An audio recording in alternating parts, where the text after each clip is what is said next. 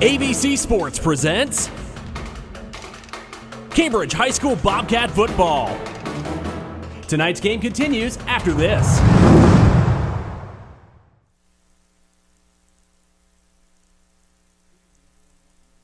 High school football tonight on WILE. The Cambridge Bobcats on the road to take on longtime rival the Marietta Tigers. Bill Kafuri, John Valentine at Don Drum Field. And certainly a little different atmosphere. We're in the college press box looking at the college field and looking pretty good. It looks real good, and we're up high in the press box, a brand new press box for Marietta College. Yeah, and so we're looking at post-playoff action tonight. Cats come in at 4-4, Tigers at 2-6, but trying to, I guess, week 9 of the season, right? Week 9 already. Isn't that crazy to think that not long ago we were worried about even getting any games in, and now we're in week 9. So certainly a pleasant surprise. Yeah, the Cats, tough loss on the road last week in playoff action against Heath, but a little banged up, but back in action tonight and trying to close things out the regular season.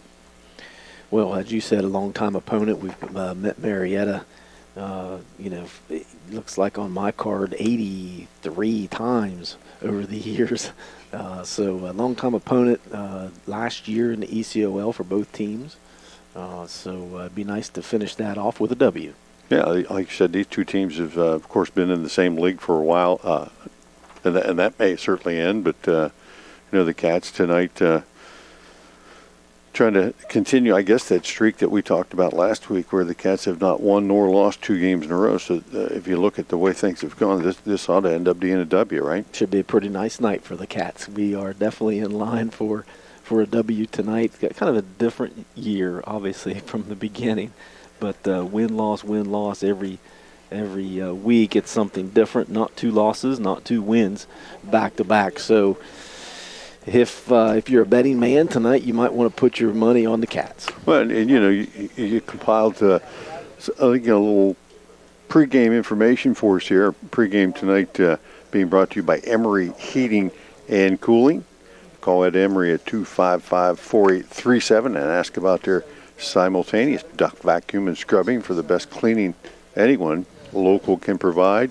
And we appreciate their sponsorship. And so we are, and also want to let everybody know we're streaming tonight's game. So Adam Green has made his way down here, and he's run wires, I think about 8 miles of wire. Well, and Adam's pretty happy that he's inside tonight as well. Yes. Early indications say he was going to be outside, so he's probably pretty happy camper. Yeah, and here we are week 9, right at the end of October practically, and it's 78 degrees outside. Is that an issue? Well, so far it's a beautiful night. Now, looking at the radar, looks about 9 o'clock. There might be some wet weather coming into Marietta, so hopefully we can get this game in without some of that activity, but it's certainly unique for the middle of October to be this beautiful out. Yeah, as we said, the Tigers come in 2-6. Their last 3 games, all losses. One to Ripley, 28-26, 56-14 to Wilmington, and 34-28 to Portsmouth a week ago. Their only 2 wins on the season against Weir in Week 5 and Week 3 against Athens, 24-20. Bobcats, as we said, kind of have been seesawing their way through the season, and their last win for the Cats against Linda McKinley, first week of the playoffs, 55-14, and we'd like to see some of that offense get back in action tonight. Cats didn't have it going in all gears last week. Well, it didn't have all gears, but it was hard to see how good we could have been on offense. I mean, when you have 6 turnovers as a unit, it's real difficult, and I think 4 of them were in the first half. Same with New Philly. It's hard to see how good you could be or how competitive you can be with some of those really good teams when you turn it over so much in the first half and then you're behind the 8 ball. So that's what happened last week. We just didn't get an opportunity for the offense to be able to show that they could compete with Heath. I think, we don't have the turnovers. It's a different game. It's only 14-0 at halftime. And we turn it over at the 2-yard line on first down. Yeah, with a pick 6, and you turn it over going in. So. And for the game, 2 pick sixes, and you throw an interception at the goal line basically on first down. So totally different perspective if you consider those. But turnovers are part of the game, and you just can't have them to be competitive with really good teams. Bobcats come in tonight looking for win number 5 on the season. Week 10 looms a week away, and it's still, in this year, the unusual circumstances of trying to find teams after you're out of the playoffs, and so that's still kind of a question mark where the Cats or who the Cats might be playing a week from today. Right. Well, as of today, technically it's Meadowbrook Week 10, which would be obviously good for the community, good for the rivalry, but, selfishly, you don't want to see Meadowbrook go down. We'd like to play somebody else next week. You don't want to see Meadowbrook get as far as they can in the playoffs. And so if they win tomorrow, we'll be scrambling a little bit to try to find somebody. Now, I've been told that we have a couple different options, so my guess is we have somebody in our back pocket just in case you have to. You have to plan ahead. So who knows what's going to happen next week at this point. We'll find out for sure after tomorrow night. I've had the coin flip on the field. Bobcats won the toss. They want the ball first tonight. We're going to take a break on our pregame, brought to you by Emory Heating and Cooling. We'll take a timeout, pay a few bills, come back and take a look at tonight's starting lineups right after this.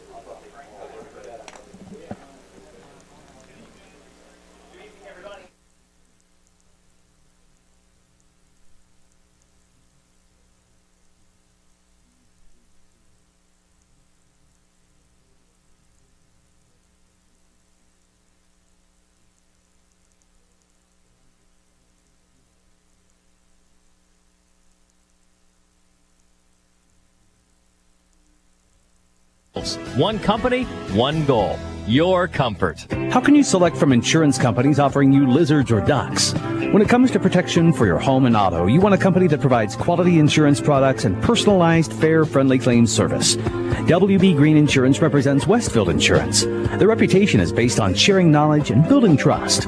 Westfield has been around the neighborhood over 150 years. WB Green Insurance welcomes the opportunity to quote your home, car, and business insurance. Don't be fooled by lizards and ducks. Call 439-1329. Back to work at that job, the one you realized isn't for you? Well, that's if you're lucky, right? Make your move. You can start a new life as an IT pro in as little as 4 months from the comfort of your own home, even if you have zero computer experience. Take control of your future now. Go to mycomputercareer.edu and take the free career evaluation today. Live online classes meet just twice a week. It's not rocket science. It's mycomputercareer.edu. Have you wanted to speak a new language, but thought it would be too difficult? Then try Babbel. Babbel starts by teaching you words and phrases that gradually get more complex. Soon, you're practicing short conversations. So in 15 minutes a day, you'll be speaking a new language in a few weeks. Babbel is built around real life. It teaches you practical conversations that you will actually use. Babbel, language for life. Celebrating 10 million subscriptions sold. Now try Babbel for free. Just go to Babbel.com today. That's BABBEL.com.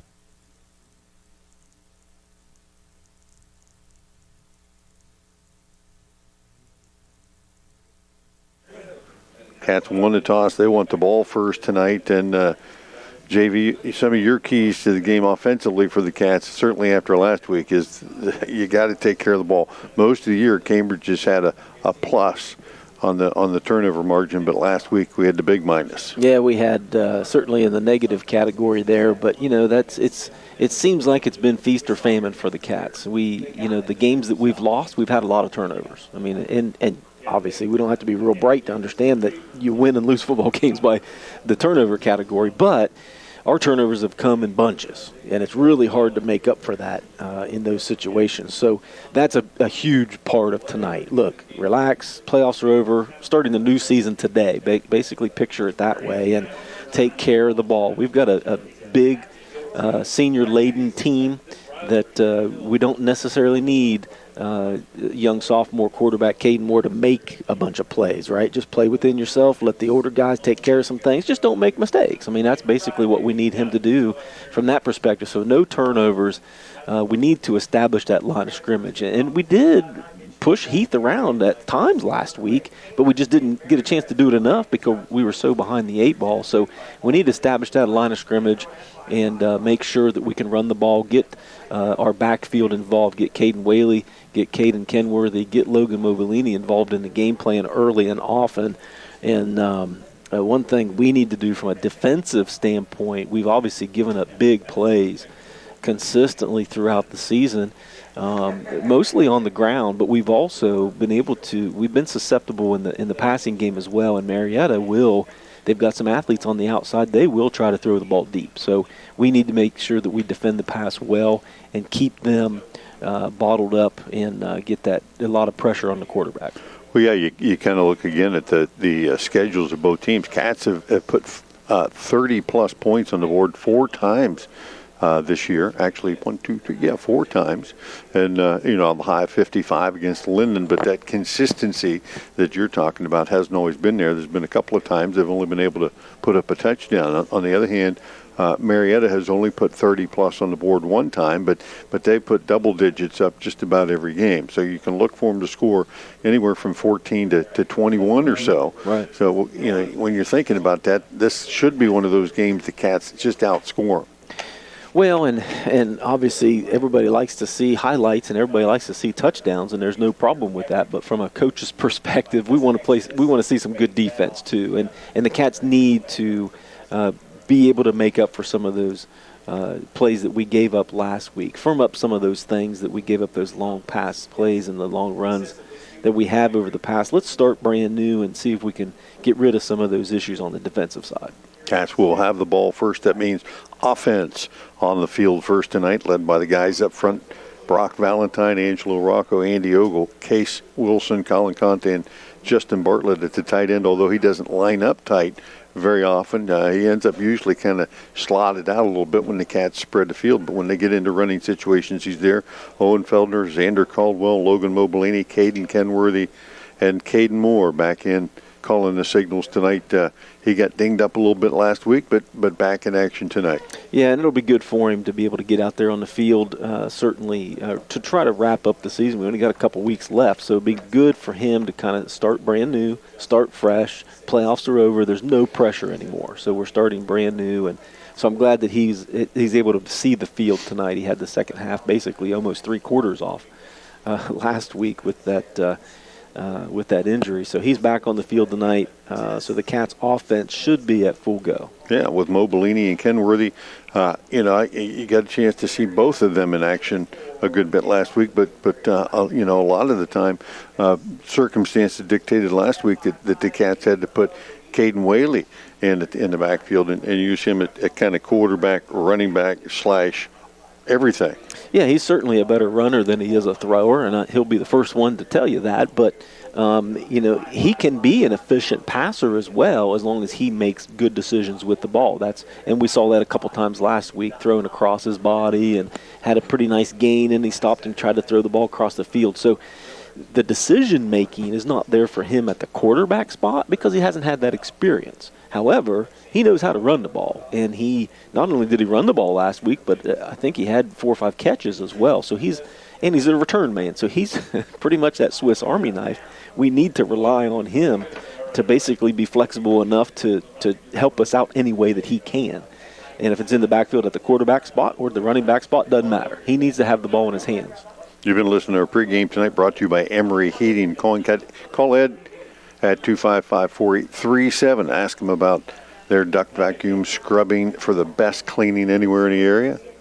Also, we want to thank Watson's Mowing Service, Angie Bradley, and First Ohio Home Finance for all your buying needs. Check out Angie Bradley and her First Ohio Home Finance team, 1008 Woodlawn Avenue. Just about ready to get underway. Bobcats on the road tonight. We're in the road whites taking on the homestanding Tigers, who are all in black, little orange numerals as well. So we talked a little bit about the keys to the game, and certainly with the Bobcats in their hand first, we've seen them mix it up. And when you look at the stat sheet at the end of the game, it's been almost 50-50 passing and running. Yep. But I think, and you've said this several times, I think you really have to establish that running game. We do, and we have the horses up front that we can do that. And that's going to take so much pressure off of Caden Moore. And really, that's the main reason why you do it. You always want to control and let your opponent know that you're going to be in charge of the game. But it takes so much pressure off of a sophomore quarterback, especially coming off of a game where he struggled a little bit. All of our kickoffs brought to you by Valentine Insurance on Southgate Parkway. Bryson Chavez will kickoff for the Tigers back deep. Roman Jeffrey, and it looks like Caden Whaley, the deep man. And they're not real deep here, as this ball's going to be high and short. Jeffrey will take it about the 15, far sideline, work his way to the middle of the field, not get the block that he needs, come 50 yards across the field and only gain 5 yards, maybe 10 out of that as he gets up to the 25-yard line. And, you and I have talked about the return game several times this year. Got that thing on the far sideline. He just said, get up the sideline, get what you can. He ran 50 yards to gain 10. He did. And Roman's got some speed.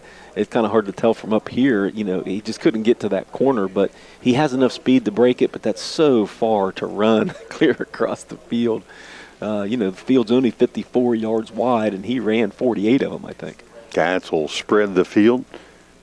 Pistol set here on the opening play. Handoff Mo Bellini off the right side. He'll get to the line of scrimmage, maybe a yard. Give him 2 as he pounds it straight ahead. That defense for the Tigers, a 3-man defensive front. Carson Urban, Aaron Heiner, Blake Hansen, 270, 320, 230. 3 big fellas right up front. The Cats will have 2nd and 8 here. As again, they spread it 3 by 1. Quick pass out in the left flat. That's completed. Kenworthy, 30, 35. First down and more across the 40 and out near the 45-yard line. Caden Kenworthy, and again, something that you and I have agreed on. That boy needs to catch the ball a lot more. Well, not only catch the ball, but just get the ball in his hands somehow. Yes. He's got to have the ball in his hands, certainly more than he has throughout the season. That one a big first down across the 45, give him the 47. Cats will stay spread out. Pump fake to the left. Moore comes back to the right side, has Bartlett wide open. 50, down the right sideline, 30. 1 man to beat, and he gets tripped up near the 25-yard line as he had Whaley out in front blocking for him, but he just couldn't get rid of that last defender. But the Cats, a second first down, and in 3 plays, they've gone nearly half the football field or in the red zone. Yeah, and, wide open field. Poor Bart, if he had a little bit more wheels, he might have been able to break that. But Pistol set again. Moore quickly will throw it out to Kenworthy again. And the quick screen to the left. Kenworthy will have yardage inside the 20.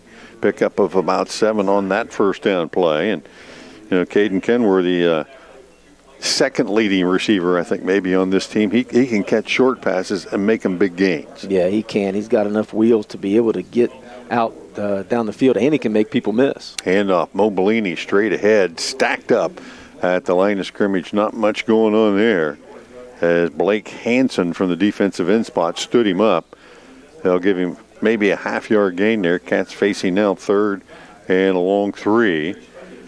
Zach Bartlett, Weston Davis, Zane Whittakin, and John Bricker, the linebackers for the Tigers. Bryson Chavez, Tony Munoz, Caden Durham, and Donovan Wheeler, the deep backs, as the Cats go 3 wide to the right again.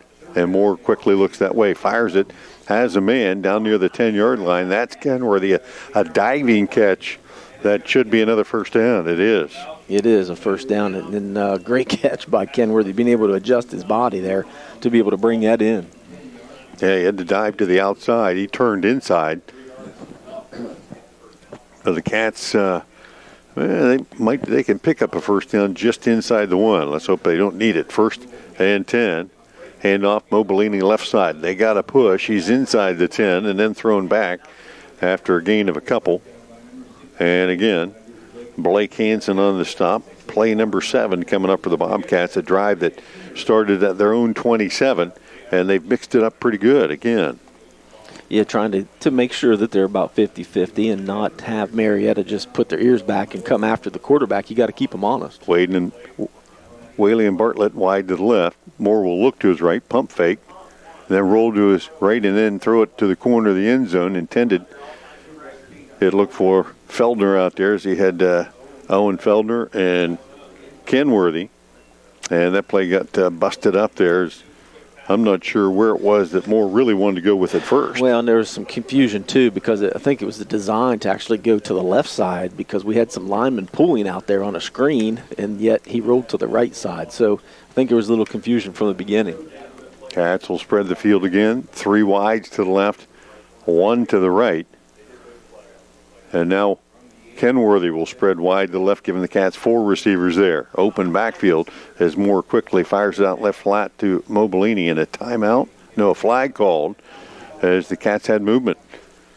So I think Cambridge had they had the numbers on the outside that time, but just didn't get everybody set. It's going to cost them 5, third, and now about 12.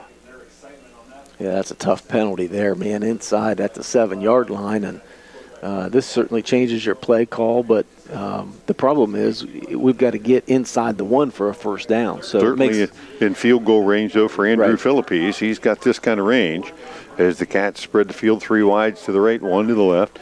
More quickly, looks to his right. Now the quarterback draw straight ahead. Cannot get past the first line of defense there. Aaron Heiner at nose guard grabbed him and yanked him down for a short gain. Got maybe a yard out of the play, and it brings up 4th down for the Cats, and a decision here early. After driving down the field pretty easily, once they got to the 10-yard line, things got a little tougher.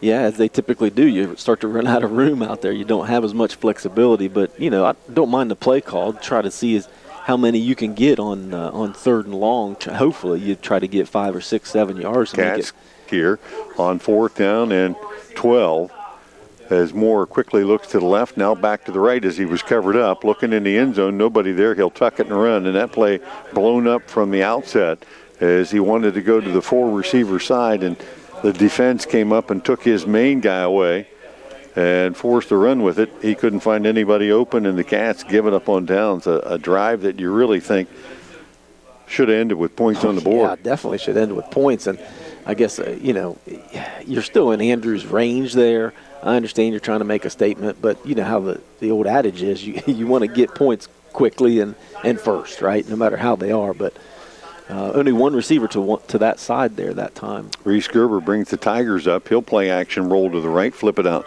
into the flat, and have his man. That's going to be Donovan Wheeler out of the slot, and he'll pick up about 6 or 7. And really, when you look at the way these guys line up, very similar to what the Cats do. They spread things out, shotgun, sometimes an extra back in the backfield, and they'll run a little play action out of that as well. But Reese Gerber, the senior 180-pound signal caller, he's out of the shotgun, and pickup of about 7 on that first down play as the Tigers go 2 receivers wide to the right, 1 to the left, and a slot to the right. Now Zach Bartlett will shift up to the right of the quarterback and motion across from the right to the left. Gerber on the keeper, straight ahead, pops off a 1 defender, and then across the 20 out near the 22 or 3, close enough to maybe move the sticks here. Yeah, they're signaling first down there. Good read by Gerber. He saw a little crease. Cats are only running the 3-man front here, so a little easier to get that crease if you only need 2 or 3 yards. Yeah, Gerber, like we said, at 180. He's pretty good size, and in the backfield with him is Bartlett, and he goes 195. So you got a couple of big guys back there that, you ride Bartlett through the hole and pull it and keep it yourself. That's a tough tackle for anybody. Well, yeah, you have to respect Bartlett with the ball in his hands for sure. First and 10. Option play left side. Gerber on the keeper trying to get to the corner. Nice defensive play. Caden Kenworthy dragging Gerber out of bounds. That'll be a loss on the play, I believe, back around the 21 or so as he tried to get to the edge, and it looked like they had the edge blocked pretty well, and then Kenworthy just came flying off the edge and made that play. Well, he kept his outside arm free, which is what you need to do to be able to keep that contained. And, he's a tough wrestler, too, so it's going to be hard to be able to move him the way that you want to. 3 wides right. Bartlett shifts up that way as well. Gerber back to pass off the edge. The Cats come. He had a man wide open down the seam, and Cats unable to get there. But this one off the hands of Donovan Wheeler as Gerber saw the blitz coming, got rid of it quickly, but threw it just a little bit high, and Wheeler couldn't come down with it. Be 3rd and long. Yeah, real good read there by Gerber. He had his guy. I mean, just needs a little bit more touch on that, especially those seam routes. Something over the middle. You're not used to throwing that ball, so you get a little excited when you see him that wide open. Cats man-to-man on the outside this time, out of the pistol set. Now Bartlett again shifts up and motion across to a 2-by-2 set here. Cats will bring the heat, and he'll throw deep down the left side. Have a man there completed. That's got to be Munoz, and he's going to break a tackle and take it into the house. A 78-yard pass play for a touchdown. As I said, the long pass is something we cannot give up. Third and long, too. They have athletes to be able to do it, and that shows you right there that they're going to continue to do it. Yeah, they took the shot down the field, and Munoz, first time he'd really run that streak route, and ran right past the defensive back. Chavez on for the extra point attempt. Good snap, hold down, kick is up, and it is good. 7-0. Tigers on top of the Bobcats. We'll be back in 30 seconds. Southeastern Med understands that you've been putting off a lot during the stay-at-home order, including wellness checkups with your doctor. Superior Med Family Practice Cambridge, Office of Doctors Now, Collingwood and Lilco, and Caldwell Office of Becky Hall NP are open and offering telehealth visits if you prefer. Southeastern Med is focused on your safety. We are your community hospital. Visit seormc.org to learn more. High school football from ABC Sports on WILE-FM, Byesville, Cambridge. And just like that, one of the keys we talked about before this game was not giving up big plays and knowing that the Tigers were going to go deep over the top, and they certainly did that time. And 78-yard pass play, Tony Munoz from Gerber, and then now Chavez on for the Valentine Insurance kickoff. And that's after the Cats had a promising drive but got no points out of it. This and kicked in the direction of Jeffrey again. This time he will take it up the sideline. 20, 30, and out across the 35. Roman Jeffrey gives the Cats pretty good field position. And, we tried to mention that prior to the game a little bit about the speed on the outside that the Tigers have and the ability of Gerber to throw the ball deep, and that's exactly what they did. I mean, it's pretty easy to see on the game film that they like to throw the ball deep, and not only throw the ball deep, but again with the press coverage that we like to play, it makes it even more difficult for us to defend that long ball. You got to have a little cushion. Yeah, got to have a little cushion. A penalty flag on the kickoff against the Bobcats. It'll take them back to the 27-yard line. That's where they started their first drive of the night, but they weren't trailing 7-0 then. That is your scoreboard update brought to you by Schaefer Insurance.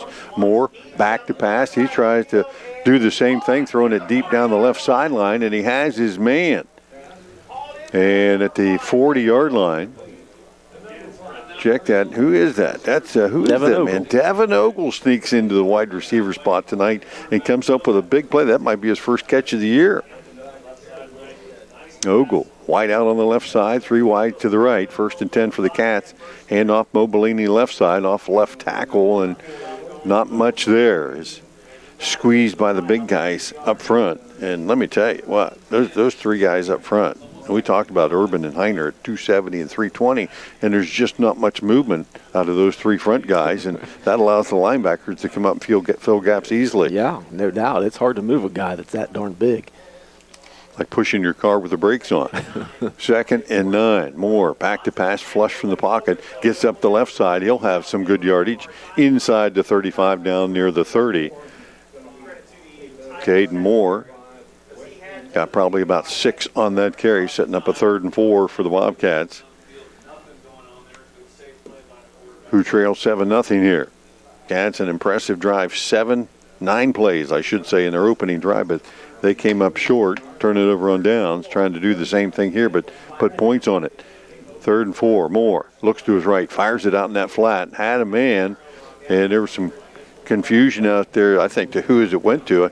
He had 2 guys break towards the ball, and it ended up going to Caden Whaler, short of him, one hopping him there, and it is incomplete. And now on 4th down, the Cats in a situation to go for it again. Yeah, they have to go for it at this point at the where we at the 30-yard line going in. And we're going to need 4 yards. 3 wides right. Moore. Option to the left side. Look to pass. He'll keep it and squirm his way forward. It looks like enough for the first down, as he had the option to throw it down the field or pitch it, and elected to keep it himself that time, and that'll move the sticks for the Cats. Their 5th first down of this first quarter. 5:23 and counting. 5:23 and counting. 5:23 and counting.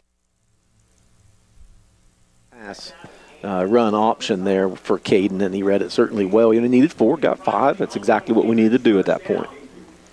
Mobilini offset to the right in the backfield, a 1-by-3 this time as Moore looks to the left. Check that. Whaley in the backfield. He'll keep it and run. 20 down to the 15. And Caden Whaley, as we saw him do a lot last week, when he checked in at quarterback, he showed good wheels, and he did it again there. Picks up 10+, and another first down for the Cats. Yeah, a good read, a huge hole on the left side that we got such good space there, and he was able to get Mobilini out in front of him as a lead blocker. Whaley will stay in the backfield. A 1-by-3 set again in front of him.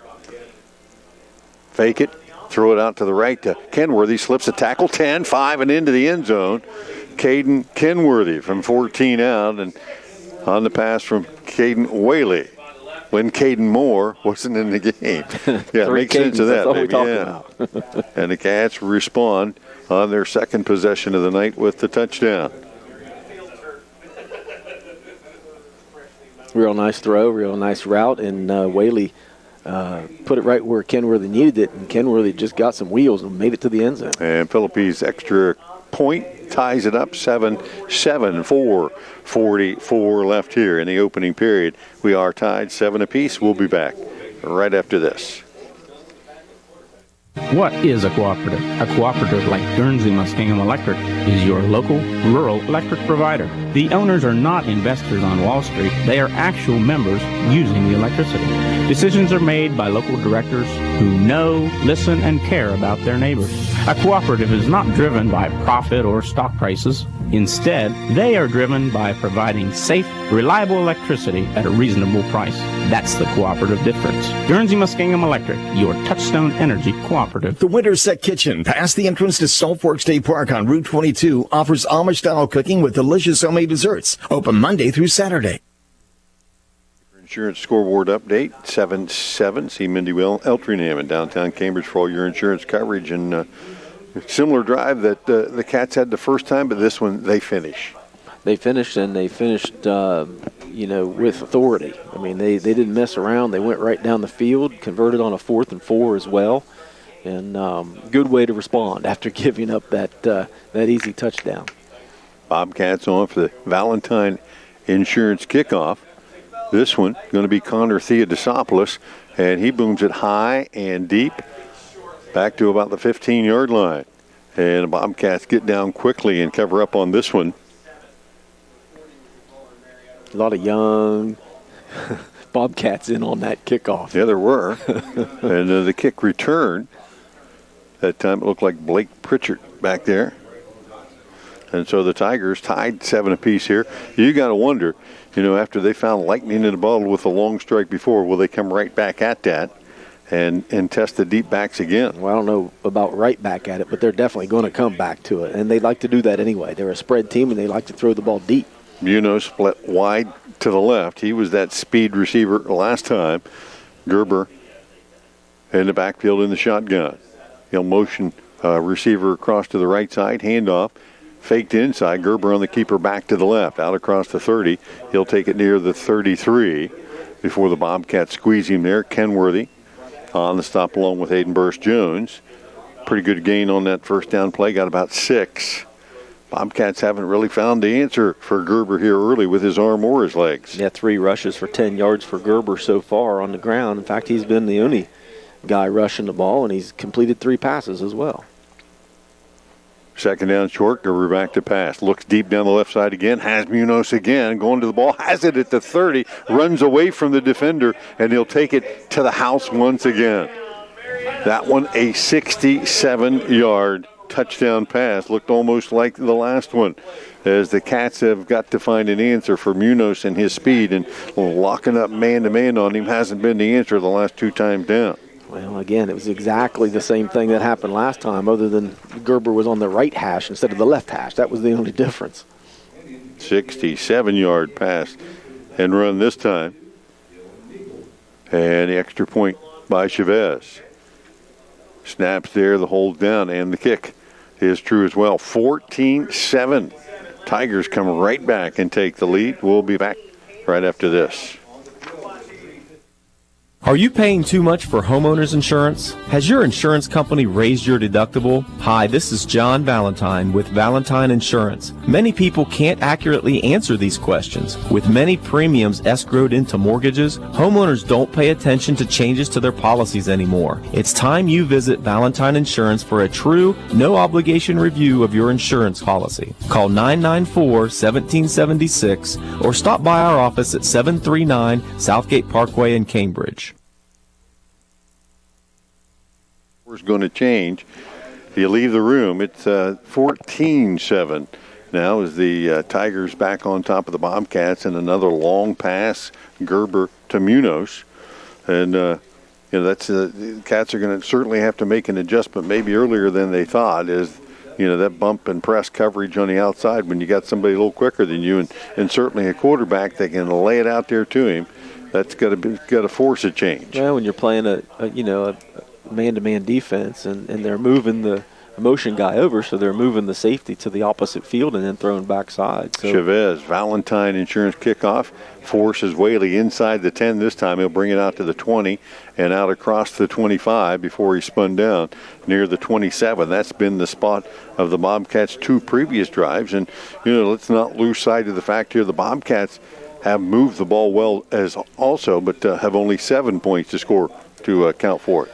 Well, yeah, we've moved the ball for sure, and, don't have any reason to believe we can't do it again.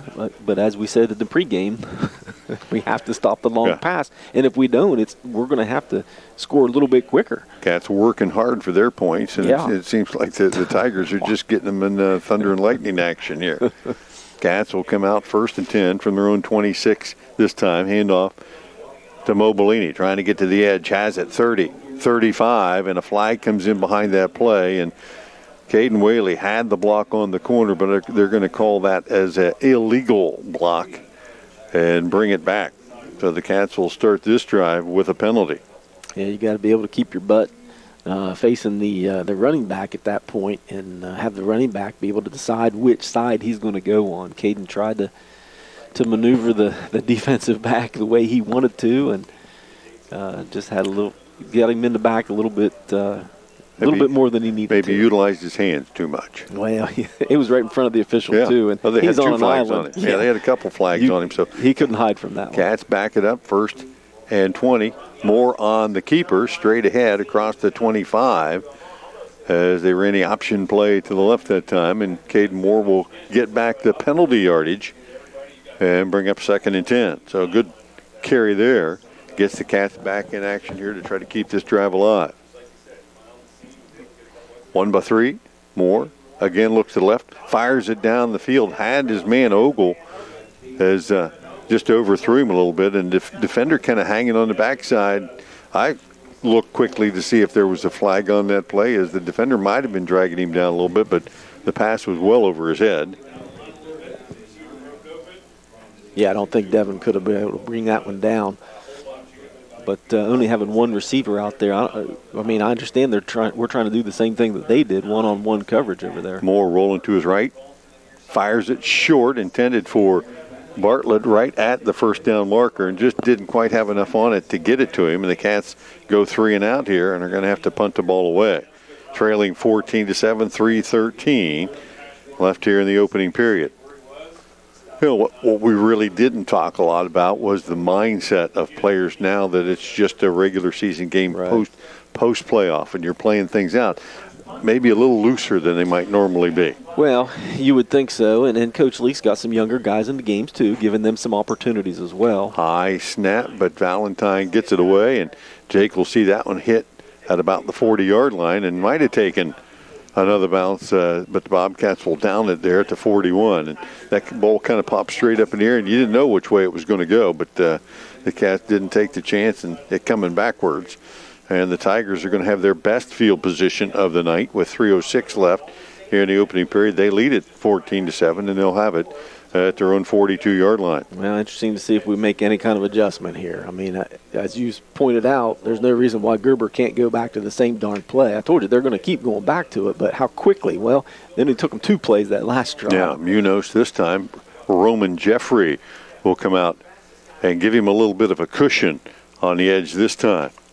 Two receivers to the right, motion that way as well. Gerber fakes it in the backfield. He'll keep it straight ahead. 45 and across the 45 before Bartlett drags him down for the Bobcats. And once again, Gerber on that keeper. I don't know that he's handed it off yet, but just about every time he's ridden the running back off to the side, read the defense, and made the right read. He'll pick up 5 on that first down play. Yeah, he's made the right read 3 out of the 4 times he's carried the ball. His 4th carry for 15 yards.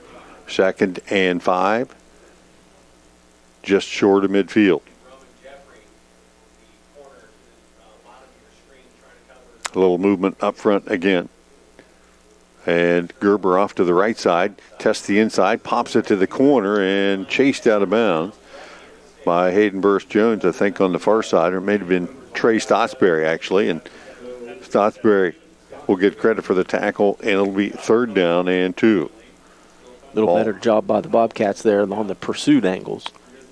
Hey, you just got to wonder, when does Gerber decide to pull the trigger and go deep again, right? I don't know if he's going to go deep. We're giving him a little cushion now. Now it's only 3rd and 3. All he needs to do is take a 5-yard curl route here, and he's got the first down. Gerber handoff straight ahead. Bartlett has it, pops it through, breaks a tackle, hits to the corner, and he'll have it across the Bobcat 45 and inside the 45 before Jeffrey finally forces him out of bounds. Move the sticks there for the Tigers again. And it'll be 1st and 10 at the Cambridge 40-yard line. Right now, the Tigers clicking on all. They haven't run a play that hasn't worked for them. Well, again, they're averaging, 26 points a game, so they can score points, and they can score in bunches. So, and you can see why. They've got some athletes, and they have a good decision maker in the backfield. Gerber, couple receivers wide to the right. Bartlett shifts up that way. They'll hand it to him again straight ahead. Stacked up at the line of scrimmage this time. First hit by the Bobcats. Sean Harrington in there at the nose guard spot along with Bartlett. Short gain on the play, about 1.5 yards. Brings up 2nd down and 9. Schaefer, Wheeler, split wide to the right. Munoz to the left. Bartlett shifts up from behind Gerber up to the right side. Now Munoz all the way across in motion. They'll hand it to him on the jet sweep, trying to get to the edge on the right side and run out of bounds again, this time by Bo Stotsberry. And short of the first down, I believe. Making it another 3rd down and maybe 3.5. 1.5 left here in the opening period. 14-7 Tigers with the lead in the ball in Bobcat territory at the Cambridge 33-yard line. Yeah, and playing man coverage, you see your guy going in motion, and especially when it's Munoz. That's the one guy they give the ball to on that jet sweep. You got to be able to recognize that and come up a little bit quicker before he gets to that corner. Munoz single coverage to the left. Bartlett shifts up that way. Bobcats show blitz. Gerber on the keep, spun down inside and actually handed it off, didn't he?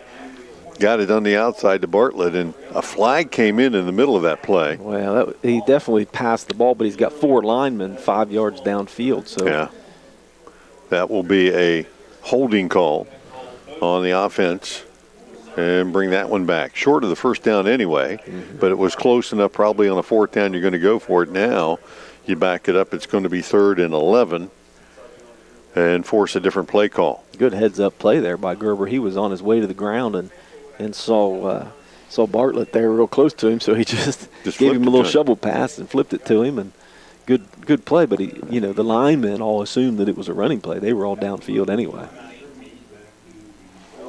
They'll call it 3rd down and from the spot of the foul all the way back to the 48, more like 3rd and 18.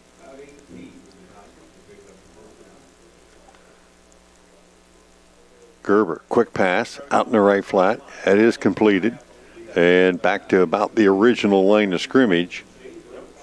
And that is Tyson Schaefer. Pickup of about 10 on that play. Makes it 4th and 8.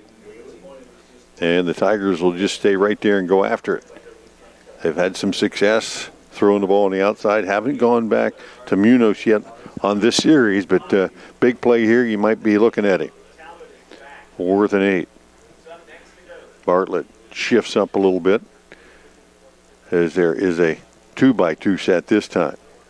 Yeah, I guess you'll see Munoz coming across the field on a little slant pattern. And they look at him. He'll throw it on the quick out. Big cushion out there. Catches it at the 30, then runs away from Jeffrey, who finally catches a little bit of jersey and yanks him out of bounds. But such a cushion on the outside that, once again, Munoz making big plays, and that's a first down to keep this drive alive. Well, that's an easy play for Munoz. I mean, you know where the first down marker is, and if he's going to give you a 15-yard cushion, that's an easy decision. Yeah, he's got speed that nobody for the Bobcats has been able to match yet. Right. 1st and 10 from the 15. Handoff straight ahead, and not much there. Middle of the Bobcat defense pretty stout that time. Blake Brumfield at the bottom of that pile for the Cats.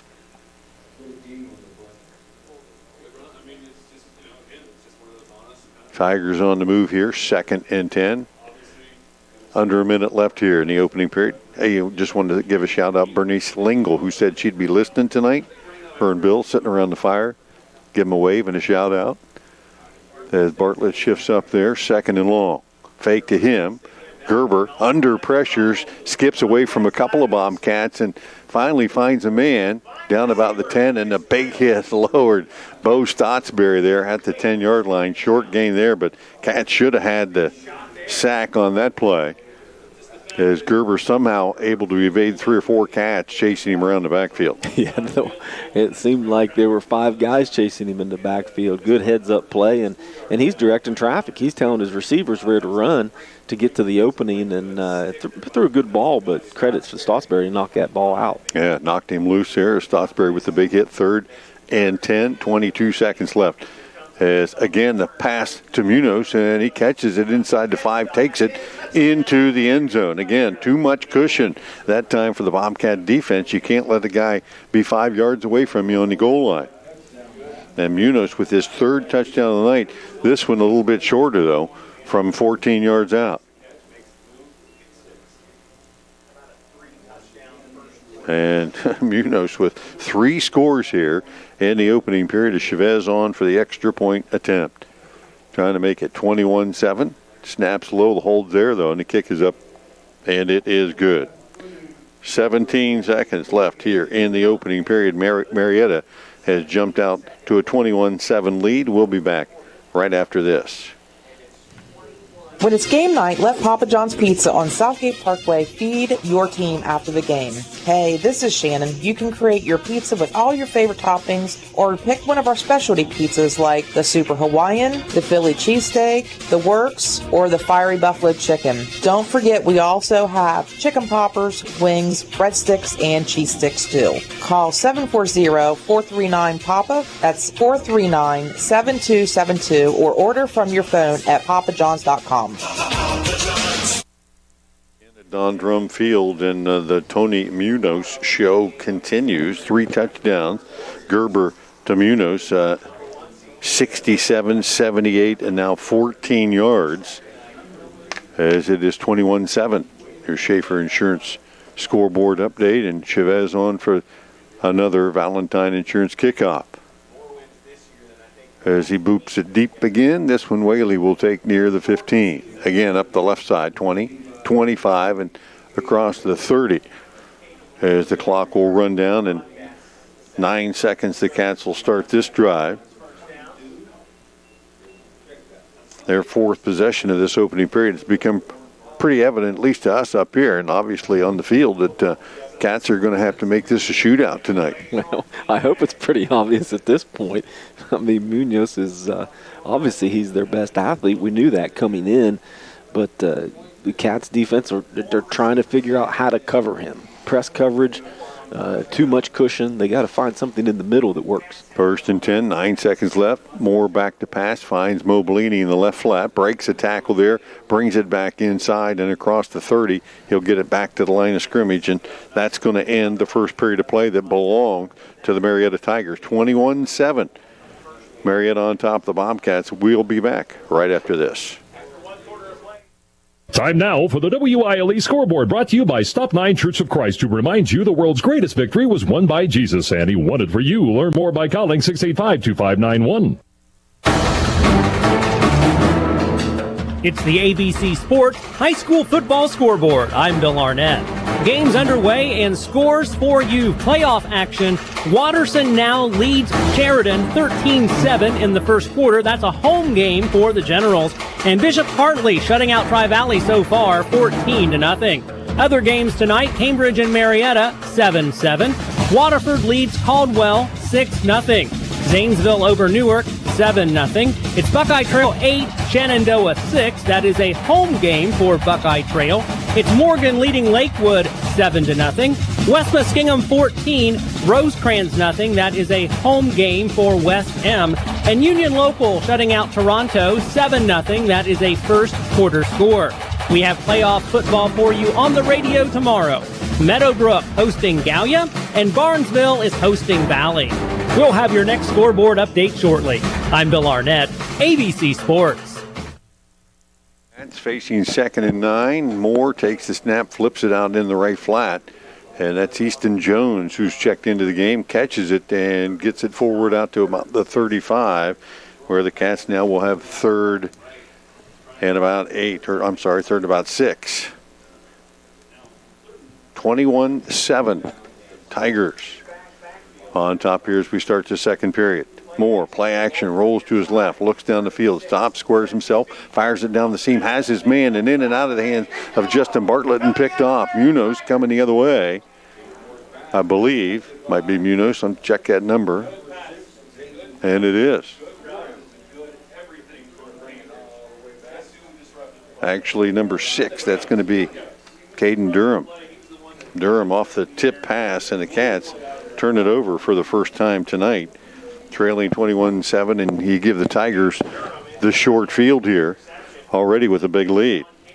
Well, certainly a catchable ball. It didn't look like it was tipped until it bounced off the receiver's hands. It was a little behind him. They tried to make an adjustment, but yeah, that's a pass that I'm sure that Justin Bartlett would tell you he catches every time. Sure. And as a matter of fact, I don't remember a pass thrown to him this year he didn't catch. Right. Yeah, that was, he let it get into his body a little bit too much. But it would have been a first down. I mean, it would have been. Nice route, nice pass. First and 10 from the Bobcat 39. Gerber has Bartlett up to his right. And a flag comes in. They'll call illegal procedure on the Tigers.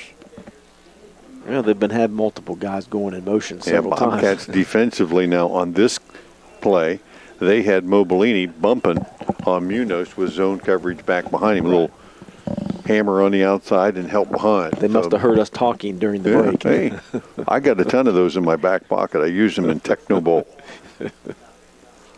So it'll be 1st and 15 for the Tigers.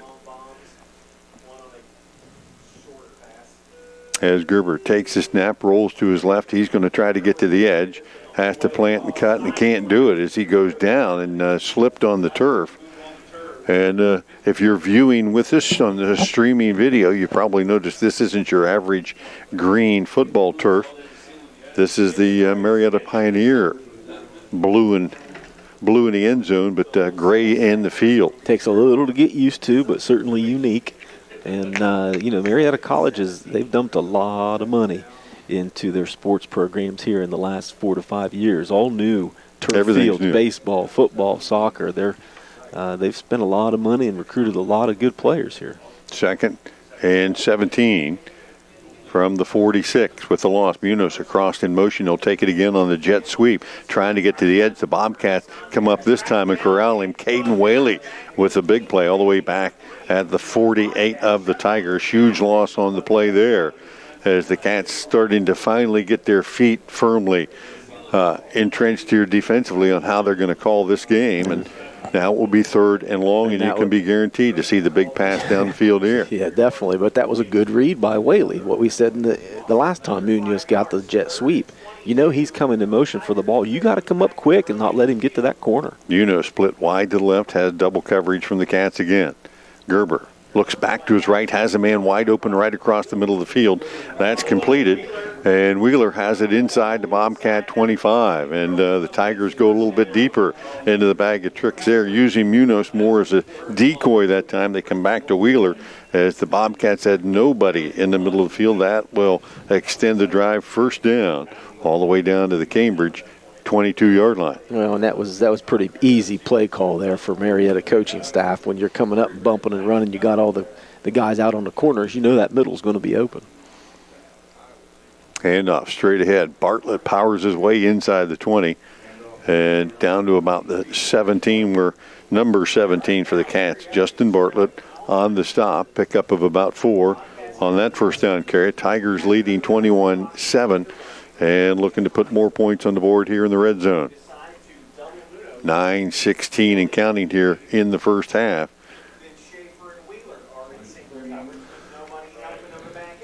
Three wides to the right. Bartlett shifting up to the left now of Gerber.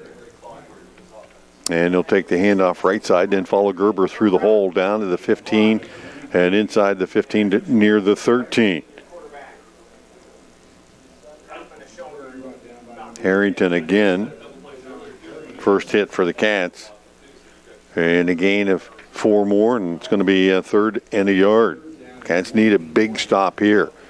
Cats haven't had much penetration defensively, just a 3-man defensive front, and Bartlett will squeeze his way between a couple of the defensive linemen there down to near the 10, and they'll give him the 8 and another Tiger first down. Pretty good drive here by the Tigers, mixing it up with a lot of pass and a lot of run, keeping the Bobcats off guard. First and goal, 8-yard line. 8.5, and now the clock wound back into play. Bricker, slot to the left side, 2 wides to the right. Bartlett and Gerber in the backfield. Bartlett on the keeper, left side, and yanked down from behind. Bartlett on the stop that time for the Cats. Second down and goal to go from the 5. Just going to pound you down here, but you got to be careful. Gerber not only has good speed, but his ball handling has been exceptional here in the first half. You're going to see that here after this timeout. You're going to see Gerber with that read option, and he's going to sneak one in here. 7:53 left in the half. Tigers with the lead, looking for more. We got a timeout on the field. We'll be back right after this. You give it to your neighbors, your friends, co-workers, even your children. So this time, take some advice from me. Before it gets freezing cold outside, now is the time to call Abels for a free estimate on replacing your furnace.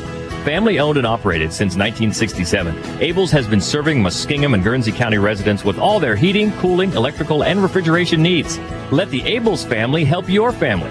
Call Abels or visit them on the web at abelsinc.com. Abels, one company, one goal. Your comfort. Take a drive out U.S. Route 22 to the Winterset Kitchen for Amish-style cooking with daily specials and homemade desserts. Minutes past the Salt Fork entrance. That's the Winterset Kitchen. Back at Don Drum Field, want to thank our sponsors here of tonight's first half, Watson's Mowing Service, Emory Heating and Cooling, and Angie Bradley. And First Ohio Home Finance, 2nd and 5 for the Tigers at the Bobcat 5-yard line. 21-7 Tiger lead, trying to add on to that. Bartlett and Gerber in the backfield. Gerber takes the snap, follows Bartlett off the left side, breaks it to the edge and into the end zone. As we said, Gerber with his size and speed, and you get Bartlett out ahead of him, that just makes it a little bit easier. And the first rushing score of the night for the Tigers, this one, Gerber from 5 yards out. Yeah, again, another good play call there. Bartlett's a big, strong guy. As a lead blocker for another big, strong guy, that's a no-brainer for them. Extra point attempt coming up here. And Chavez pops it up and through. 28-7 Tigers on top. We'll be back right after this. I'm not buying till I check them for. Most of us are faced with uncertainty every day. Your job, your finances, sporting events, schooling for your children, and so much more. With so much uncertainty surrounding you, there's one auto dealership that you can be certain about, and that's Doan Ford. You can be certain that you'll always get a great deal and the best service afterwards. In business for nearly 60 years has given Doan Ford the reputation of being a strong, reliable dealership. Be certain. Choose Doan Ford. Online at DoanFord.com. Back at Don Drum Field, 7:49 left to go here in the first half, and the Tigers hit pay dirt again. Short field after the Bobcat turnover, and the Tigers quarterback Reese Gerber taking it in from 5 yards out. 9 plays, just 39 yards with the short field, and now Chavez on for the kickoff for the Tigers. Valentine Insurance kickoff. He's been able to kick it pretty deep. We'll do so again here. Roman Jeffrey near the 17. Brings it up the field, breaks it to the right side, looks for a seam, has the 30, 35, and out across the 40. Best return of the night for the Bobcats, and Roman Jeffrey gives them field position near the 42-yard line. We've got a flag on the field, too. Looks like it's going to be a penalty against the Bobcats.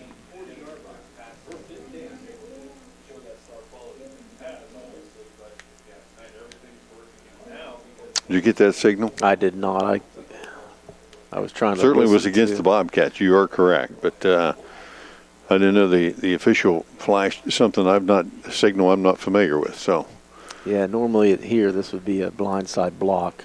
That signal with the two fists together. It looked like what he signaled, wasn't it? Yeah, it looked like that. Yeah, and it's going to be a big penalty that takes the Cats all the way, rather than their 40-yard line, back to their 14. So huge penalty there will affect the Cats' starting position, trailing 28-7 with 7:42 left to go here in the first half. Moore back to pass, pump fakes it, fires it deep down the right side, has Ogle there, and Ogle goes up for it, and a flag comes in as the pass incomplete. It's going to be pass interference. Pass interference on the Tigers. On the Tigers. Ogle there, and I think he's going against Munoz defensively. So good speed on the outside with Munoz there, but they both went up and contested for the ball. But I think Munoz might have got a little bit of illegal action over there. Yeah, there was a lot of pushing and shoving the whole way down the field. Munoz is a pretty good athlete, but Devin Ogle, only a freshman. Basically it looks like the same pass we had in earlier in the first quarter when Devin had a 45-yarder. 1st and 10. Moore back to pass, finds Bartlett on the skinny post across the 40 out near the 45. Justin Bartlett hauls that one in. Munoz on the stop. But the Cats will have a first down on that play. And another flag comes in. Illegal man downfield on the Bobcats. And I tell you, that had to be pretty quick because that pass was thrown immediately. Yeah, I don't know how. And that was the umpire that made that call. That's not even his call. So I don't know if that was that the signal, illegal man downfield? That doesn't make a lot of sense. No, Moore caught that ball and out of the snap and threw it almost immediately. That means the lineman had to release as quick as the receiver did. Moore off the snap, flushed out of the pocket. He'll go out of bounds, sacked back near the 20-yard line. So this drive for the Bobcats started with a good kick return. That penalty brought it back deep. The Cats got a big gainer. That was brought back by another penalty. So right now the Cats kind of killing themselves here with some mistakes. Well, 2nd and long. Mistakes, and you're down 28-7. We can't afford to have any more mistakes. 2nd and 16. Cats from their own 23. Moore, quick pass out the left flat, in and out of the hands of his intended receiver out there, Logan Mobilini. Mobilini looking for some place to run before he had secured the ball, and it falls incomplete. So mental mistakes and some fundamental problems for the Bobcats here, and just looking the ball in a couple of times. So 3rd and long. And the last thing you want to do here for the Cats is give it back. You need a sustained drive here. Yeah, we definitely need a sustained drive. This drive more than any, and 3rd and 15, I don't know how that's going to be possible. Moore takes the snap, looks to his left, flush to his left now. Fires it late and has a man. That's Whaley out across the 30 to the 35, short of a first down, but it gives the Cats an option here. See how close they are. Third, and it would be fourth and about 3 from where they're currently marking the ball. Well, we've got roughing the passer as well. So you tack that on at the end of the play. Right. We're going to get a first down here, but Caden Moore is off the sideline. It looks like his helmet's off. I don't know if it just popped off. It looks like he's walking around okay. So the Cats will have to substitute here, at least for a play. As Devin Ogle checks in, he'll split out wide to the left. And Whaley will head into the backfield. Easton Jones off to his right side. Whaley back to pass. Now he'll step up. Quarterback draw across the 50 and into Tiger territory down to the 46-yard line. So the Cats needed something good to happen in this drive to keep the offense on the field, and they've been able to get that. Now you got to finish it on the other end again. Yeah, as soon as I said it was about almost impossible, they pulled it off. They found so. some way to do it, right? Hey, Caden Moore back in the ball game. I'm okay being wrong as long as they keep moving the ball. Out for a play. Easton Jones behind him. He'll hand off to Jones straight ahead inside the 45, still pushing forward, and then finally tossed back after a gain of about 4, maybe 5 there. So at this point, down 28-7. You got 6.5 left here in the first half. This has become a 4-down situation for the Bobcats. You have to put points on the board here pretty much every possession because the Tigers have. They have scored every time they've touched it. Yeah, we haven't slowed them down one bit, so we have to be able to trade punches with them and come away with a score here. 1 by 3. Set offensively for the Cats as Moore rolls to his right, pulls up, fires it out in the right flat. Had a man there that would have been enough for a first down, but overthrew his intended receiver in Whaley. And it will bring up a 4th down situation again, 4th and 3. Yeah, we got to be able to hit those flood routes coming across the middle, not to the sideline. That's a hard pass. That's there. A long throw for from one hash clear to the opposite sideline. Ogle split wide to the left, 3 wides to the right. Jones and Moore in the backfield. 4th and 3. Moore flush back, fires it out in the flat, and that one completed. Yes, it was. Caden Kenworthy caught it right at the first down marker. He had to beat the defender to it, make sure he stayed in bounds, and get enough for the first down, and he did all of those things. That was a pretty athletic play on a ball that wasn't that well thrown. And stayed in bounds to boot. Yeah. I don't know how he stayed in bounds to get that ball. Because he had to accelerate to get it. 1st and 10. Cats pick up yet another first down in the drive. Moore rolls to his left, finds Kenworthy again. He'll squeeze it at the 35, and then he'll get squeezed. Pretty good coverage that time by John Bricker. Just a short gain, a couple of yards by Kenworthy, who's made some big plays for the Cats here in the first half. Yes, 6 catches already for Kenworthy for 51 yards. Cats have looked to him short and let his legs do the rest. He'll split wide to the right, part of a 3-receiver set. 5.5 left. Moore looks to his left, then back to the right. Nobody open, then throws late. And intended for Bartlett. Did he scoop it off the turf? I think he may have. Just enough to pick up the catch and move the sticks there for a 5-yard gain. Yeah, Caden's going to get in real big trouble doing that, throwing that long pass off of his back foot. Yeah. That's what got us in trouble last week at the goal line. He can't throw off his back foot. Got to step into it, put a little zip to it. Yes. Play 11 for the Bobcats in this drive. 3rd and 5. Moore looks to his right, fires it out there, has his man, and I think that should be a first down. Whaley on the outside went to a knee, caught it, and that'll move the sticks again. Cats eating some clock up here, but moving the right direction. Down 28-7. You got to be careful throwing that long pass on the outside. Sooner or later, you're going to have a defender plant his foot and come running up. Right, but you saw on that play, he stuck his right foot in the ground, pushed forward, and threw that ball with some zip. Firing it to the deep left side, has Ogle in the corner of the end zone, and just over his extended hands there, as Ogle couldn't quite catch up to that one. Moore threw a pretty nice pass. He threw it where only Devin Ogle was going to be able to catch it, and he couldn't quite catch up to it. Yeah, he had his man beat, but just a tad bit out of his reach. I mean, that's a hard touch pass again, from the opposite hash, clear across the field. He's basically thrown the ball about 50 yards. And he shows a little more arm strength than he had earlier in the season. Yep. That's a pass that he wasn't making early this year. Using all 130 pounds that he has, pushing the ball forward. Moore looks right, looks back left. Now plants, fires it down the middle, has his man. That's Kenworthy down inside the 5. He'll reach to the 2, and the Bobcats will have another first down there with 4:29 left. 5th first down of this drive. The Cats have methodically moved it from their own 14. Easton Jones offset to the right of Moore. Moore will follow him straight ahead and into the end zone from a yard out. Bobcats finish the drive. Points on the board. It's been a long time since the Cats have put one in the end zone, it seems like. It does. 1 yard run. But, take 4 or 5 minutes, that's okay. We had to come away with points there. So the Moore to Kenworthy combination there really helped on that particular drive. On for the extra point attempt, and it is up and good. This one knocked through by Lucas Parsons, and 4:23 left here in the opening half. The Bobcats have cut the deficit in half, 28-14. We'll be back right after this.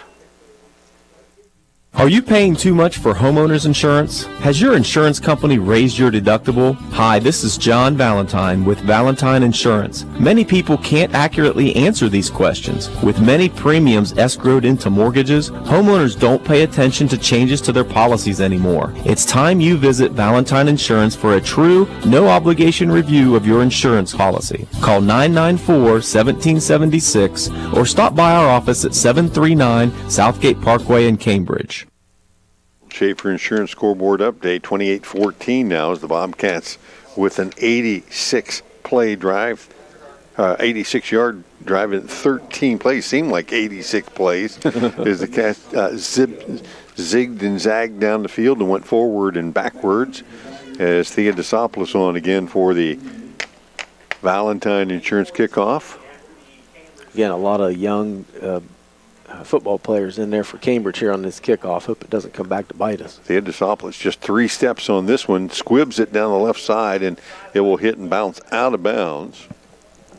Cats using a lot of different kickers tonight, too. Well, again, you can see the mentality, what Coach Leake's trying to do. He's trying to get a lot of young guys in the game and get them some experience. Get a lot of experience, yeah. And, technically, right, the games don't mean anything at this point other than just getting some experience. Yeah. Ends up on your final record, but at this point, you got a chance to get some kids that are coming back next year. Some varsity experience. 4:23 left here in the first half. Tigers lead at 28-14, and plenty of time left for them to mount another offensive attack here. Tigers have all 3 of their first downs. They'll spread the field 3 wides to the left, or check that 2 to the left and 2 to the right now. As Bartlett shifts up beside Gerber.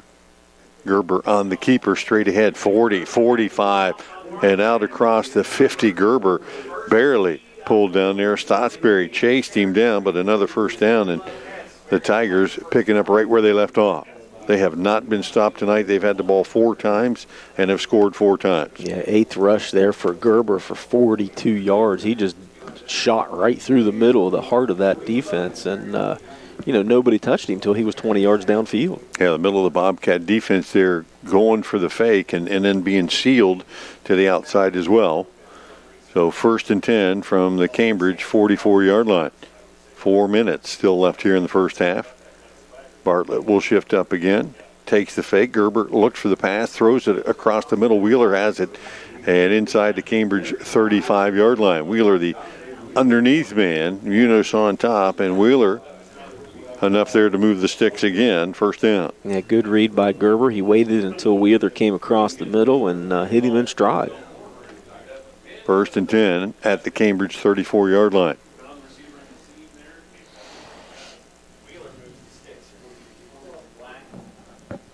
Cats still double covering on the outside. Now single covering on Munoz. Gerber's looking at him, Gerber checked him out. He'll fake it inside. Now hand it off to Bartlett.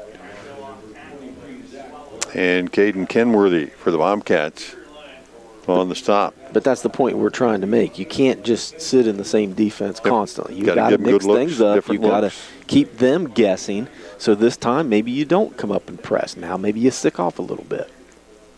But you got to mix up your defenses, too. They've been picking us apart, and it's been easy pickings for the Marietta coaching staff so far. 2nd and 9. 3 minutes left here in the half from the Cambridge 33. Gerber, quick pitch out in the left flat. Has Wheeler out there. He'll take it to the 30 where he's run out again. Caden Kenworthy, and I'll tell you what, there's that guy all over the place on both sides of the ball tonight. We've called his name out a number of times offensively, but back-to-back tackles defensively, one in the inside, and now that one on the outside. And thankfully, he got there quick because Wheeler had some acreage in front of him. You pick up 5, it'll be 3rd down and 5. Munoz, double coverage on the right side. Yep, see, now they're second guessing, right? Switch up their play as they had something called there, but switched it up at the last second. Gerber takes the snap on the keeper again, straight ahead, and the Bobcats got to him that time. Bartlett off the edge. Came in there, and that play a little slower developing as Gerber maybe faked it a little bit too long before he took off, and Justin Bartlett came off the edge quickly, a gain of about a yard or so, but 4th down and about 4 for the Tigers. As we said, the Cats haven't stopped them all night, so this would be big here if they can come up with a stop and have time left to maybe get more points on the board. Absolutely, and that was a huge 3rd down stop, right? Now you got to do it again. Yeah, now it's 4th and about 4. So Munoz will switch sides of the field. Bobcats will send defenders over at him as well. Now they're showing single coverage on the outside. They'll bring him across in motion and not hand it to him there. And maybe a timeout will be called. It looked like the timing of that play got messed up a little bit by the Tigers. They'll call actually a penalty as they had a couple of guys in motion. Yeah, the receiver on this side of the field had twitched a little bit more than he should have. So Munoz will have to reset, and the Tigers now a little tougher job here at 4th and 9. Backed up a little bit, and it'll be 2 receivers left and 2 right. Gerber, straight back to pass, fires it out in the right flat, and that one, good defensive play. Guess who? Yep, certainly. 33 in your play program, and number 1 on the field tonight for the Cats. Caden Kenworthy making another big play to give the Bobcats a chance to try to get more points here before halftime. 1:48 left to go, and the Cats stop the Tigers on downs for the first time tonight, trailing 28-14. Cambridge with a chance to try to drive it down the field and get points on the board. 2 more timeouts still remain. Yeah, and we've been able to score quickly during the season. Now would be a good time to do that as well. Or plenty of time to throw. Now flushed from the pocket, and he won't get out of there in time. He had lots of time that time and didn't make his mind up till too late. He'll lose yardage. Couple of yards lost on that sack. And the yardage isn't a big deal. It's the clock at this point. Cats will have to hustle back into position. 1:28 to go. 3 wides to left. Moore looks that way, fires it out, has a man, and that's in and out of the hands of his intended receiver. A little short on the throw as Kenworthy there with his first drop of the night. Yeah, Caden's got to come up with that one. But even if he catches it, he probably gets tackled in bounds there. You got to use a timeout anyway. So 3rd down and 12 for the Cats. 3 wides to the left. Easton Jones in the backfield shifts to the right side. Moore steps back to pass, fires it deep down the right sideline. Has a jump ball situation, and that nearly a catch as Devin Ogle had to hit him kind of in the chest, but the defender jumped up and might have got a little piece of him there. And it falls incomplete. That was a chance for a big play, and he put the ball right where it needed to be. He did. You know, from here it looks like he should have caught the ball, but who knows what the defender was doing there with his hands. He probably screwed up the line of sight there for Devin and bounced off of Devin's chest. Cats going for it, 4th and 12. 1:13 to go. Moore will roll to his right, looks down the field, and now he'll actually punt it. Big punt. Munoz will chase it down, pick it up, and bring it the other way. 30. Out to the 40-yard line, slip one tackler, another, spin away from a third, and get it to the 45-yard line. We got a block in the back there. Yeah, a little extracurricular activity there. Yes, definitely. So the Cats with a running punt there, 57 seconds left in the half, and you can't rule out the Tigers' ability to score quickly. Yeah, they had two real quick those bombs there, and no reason why they couldn't do that again. 57 seconds. Of course, this penalty is really going to push them back. They would have only had to go 60 yards, but now they're going to have to go about 80. Now, they've gotten a 78-yarder and a 67-yarder. Munoz might not be quite as quick as he was at the beginning of the game now. He's been on the field the whole time. He's been tired, and he just returned that punt, too. So, and he's getting a little bit more action by some bumping and running. Oh, you have little faith. These guys are teenagers. They got all kind of energy, right? From their own 21-yard line, Gerber back to pass, hands it off inside. Bartlett powers his way across the 25 near the 28-yard line. He'll pick up about 7 on that first down carry. So if that play is any indication, the Tigers are happy being ahead 28-14, and they'll have the first touch of the second half. Well, and Cambridge is going to be okay with it, too, to get out of here without giving them an extra score. Cats have Trey Stotsberry here on the outside on Munoz with Roman Jeffrey over the top. As Gerber hands it off again, Bartlett straight ahead, and he'll power his way for a first down out to the 35-yard line.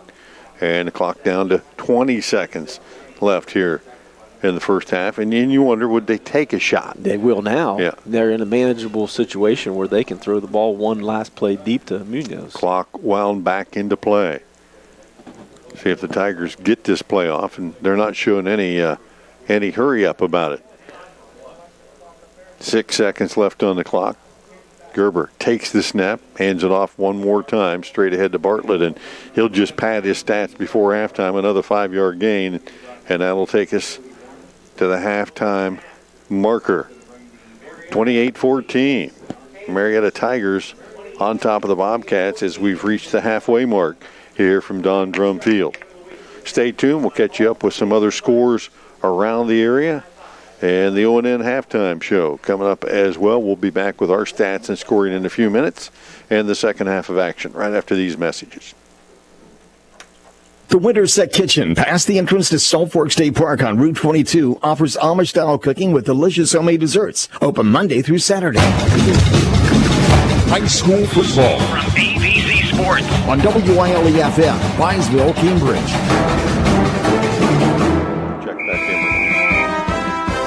At U.S. Bank, we salute the spirit of teamwork and are proud to support our local sports community. This is Kyle Downer with U.S. Bank.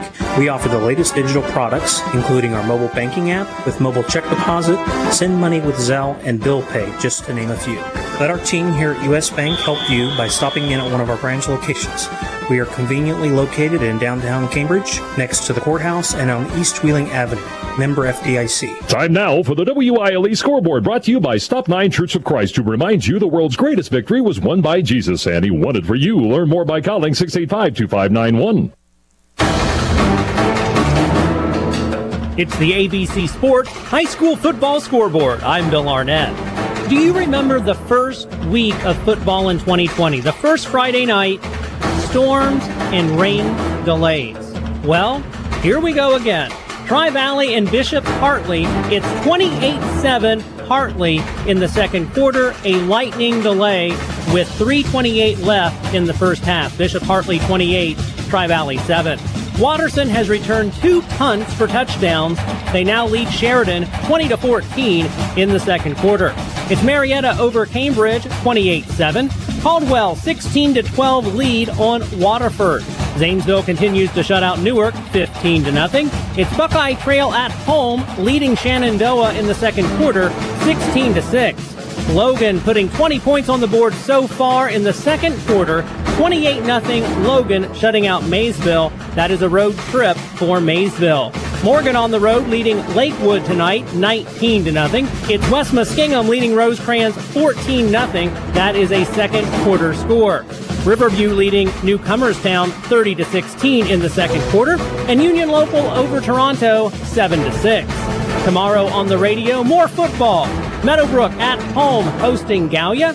Barnesville at home hosting Valley. We'll have your next scoreboard update shortly. I'm Bill Arnett, ABC Sports.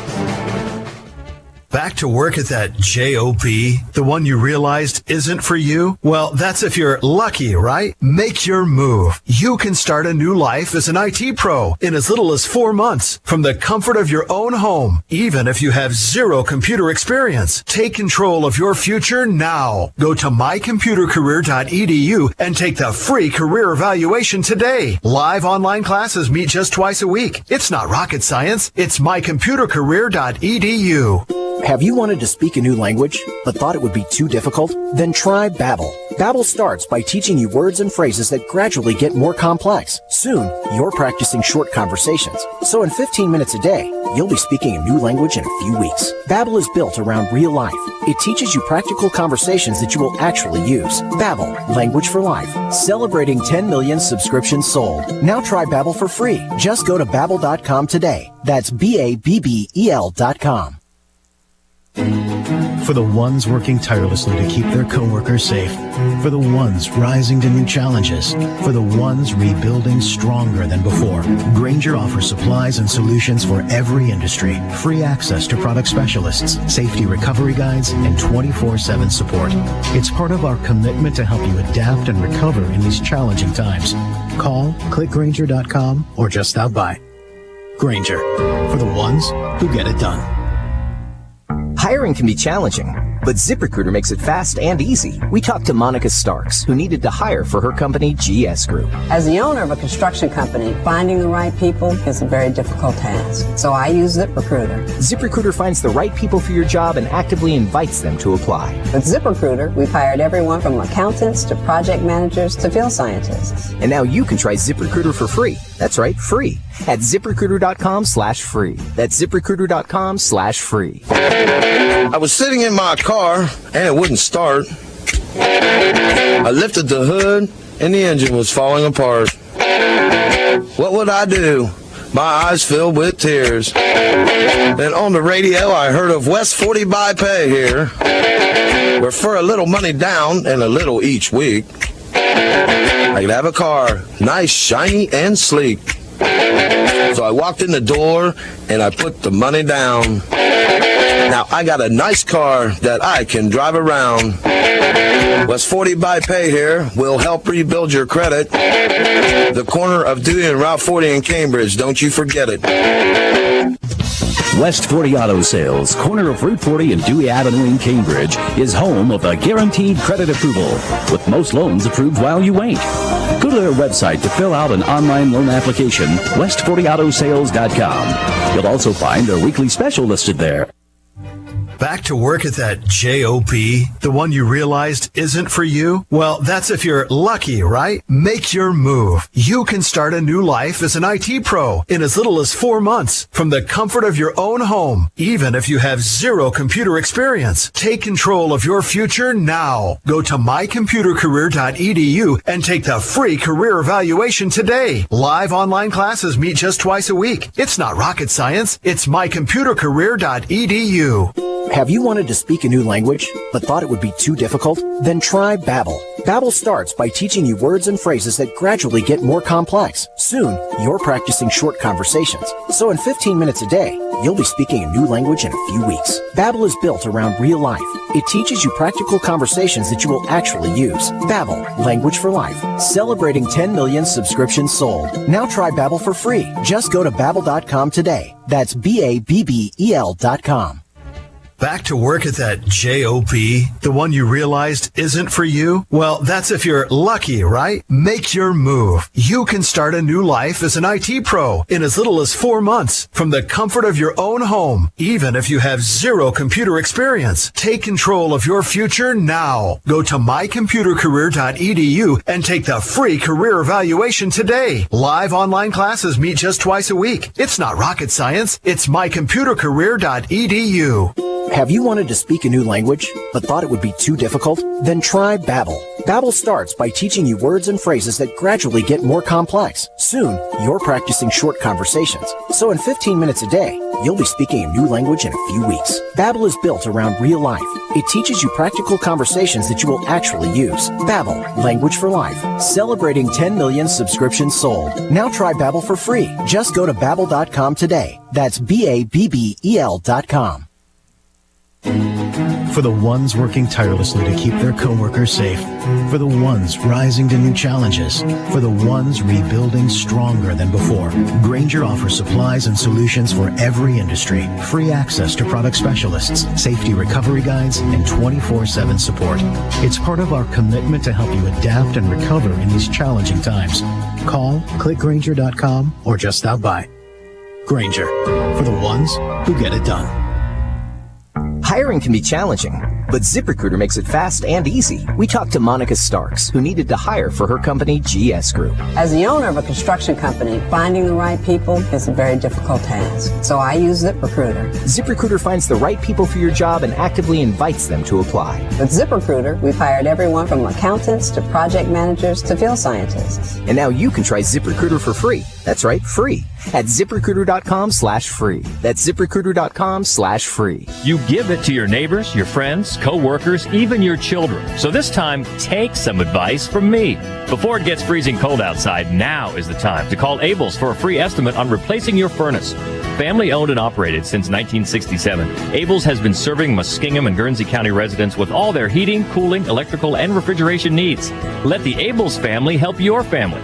Call Abels or visit them on the web at abelsinc.com. Abels, one company, one goal, your comfort.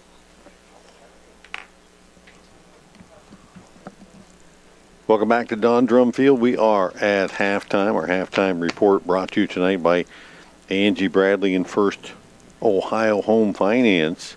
For all your home buying needs, visit Angie Bradley and her team at First Ohio Home Finance, 1008 Woodlawn Avenue. Halftime here, and it's 28-14 Tigers on top of the Bobcats. And it was the Tigers striking first. Tony Munoz, 78-yard catch and run there. His pass from Reese Gerber, and Gerber having a good first half, as was Munoz. Munoz, first three scores of the game for the Tigers, caught one from 78. Cats responded. Caden Kenworthy from 14 yards out, pass from Caden Whaley was 7-7 with 4:44 to go in the first quarter, but the Tigers weren't done. Munoz, just a few plays later, a 67-yard catch and run, made it 14-7. Then Munoz, with just 17 ticks left in the first quarter, added a third touchdown reception, this one from 14 yards out. Gerber would close out the Tigers scoring in the first half with a 5-yard run. Cats would answer. Caden Moore from a yard out, as the Cats capped off a 13-play, 86-yard drive with 4:23 left. Both teams had a couple of opportunities to try to put more points on the board at the end of the half, but as we stand now, the Tigers doubling up on the Cats, 28-14, and a lot of good things for the Cats, but certainly some things they need to adjust at halftime too, JV. Well, they adjusted quickly after Munoz had his second long touchdown reception. The horses were out of the corral by that time. You shouldn't have to be down 14-0 to make an adjustment like that, you wouldn't think. But, the kids are learning on the fly. We got some young guys out there tonight too. Make some adjustments. Certainly need to make some adjustments at halftime, It would have been nice to be able to establish the line of scrimmage, I think, to be able to slow Marietta down and not give them so many opportunities, control the clock, control the game. But we've only had 15 rushes in the first half. We've had to be able to throw the ball because we've been behind. I mean, when you're down that quickly, which has been our MO a lot of games this year, to be able to try to come back from being in a hole. So, defensively, we're making them look real good through the air. 9 of 11 for 244 yards and 3 TDs. That's a pretty nice game. Is it too late to make a lineup adjustment to my fantasy alignment? Yeah, because I'd have Munoz as your first pick for sure. But hopefully we can make some adjustments to that, and we did, right? So, most of that came in the first quarter, basically, and really on 2 plays, right? A 78 and a 67-yard TD. So the Cats made some adjustments. We need to be able to do something with the ball offensively, though. We've been a little bit out of sorts. We've had a couple drop balls, 3 or 4 drop balls, and we need to be able to firm up some things and be able to move the ball down the field. The last scoring drive we had, how many yards you said, but it was at least 86 yards. I was going to say it's about an 80-yard drive, and we took 4 or 5 minutes to do that. So have no problem doing that with our first possession as long as we hold them here at the beginning of the third quarter. Well, and how big is the Cats' first drive of the night now, where you drive it down to the 10-yard line and then don't get any points out of that drive, and then turn around and hand it back over to the Tigers, and they hit it for the bomb in a few plays. How quickly it changed. And you go from being the aggressor in the game and maybe having the momentum to now you're on your heels and you're figuring out how we're going to defend this play. And before you can do that, they've hit twice. And you make an adjustment, and then Munoz underneath. If it starts making plays underneath you, and then you still have to contend with the running game of Gerber and Bartlett, who have been pretty tough to stop here in the first half as well. Absolutely. 22 rushes for 93 yards, and Gerber had the one touchdown. So, yeah, they've been really balanced. They've looked really good on offense. And the Cats looked a little shell-shocked on offense. Again, a lot of miscues, drop balls, and things like that. We've been penalized 6 times, I'm sorry. So that has hurt us too. So a little out of sorts tonight. Hopefully we can reset, forget about the first half. Let's move forward with the second half and put a good end of the game together. Well, and you wonder maybe if the Marietta coaching staff would look into some of the same stat sheets we were and say, the Cats have won 8 in a row against Marietta, 14 of the last 15, and some of those games have been shootouts, and some have been close, and some the Cats have won at the end, and some have been blowouts. But, maybe tonight drawing a line in the sand and say, okay, that's enough of that. Let's play the way we're capable of. And certainly here in the first half, the Tigers have played mistake-free football. They haven't done anything wrong.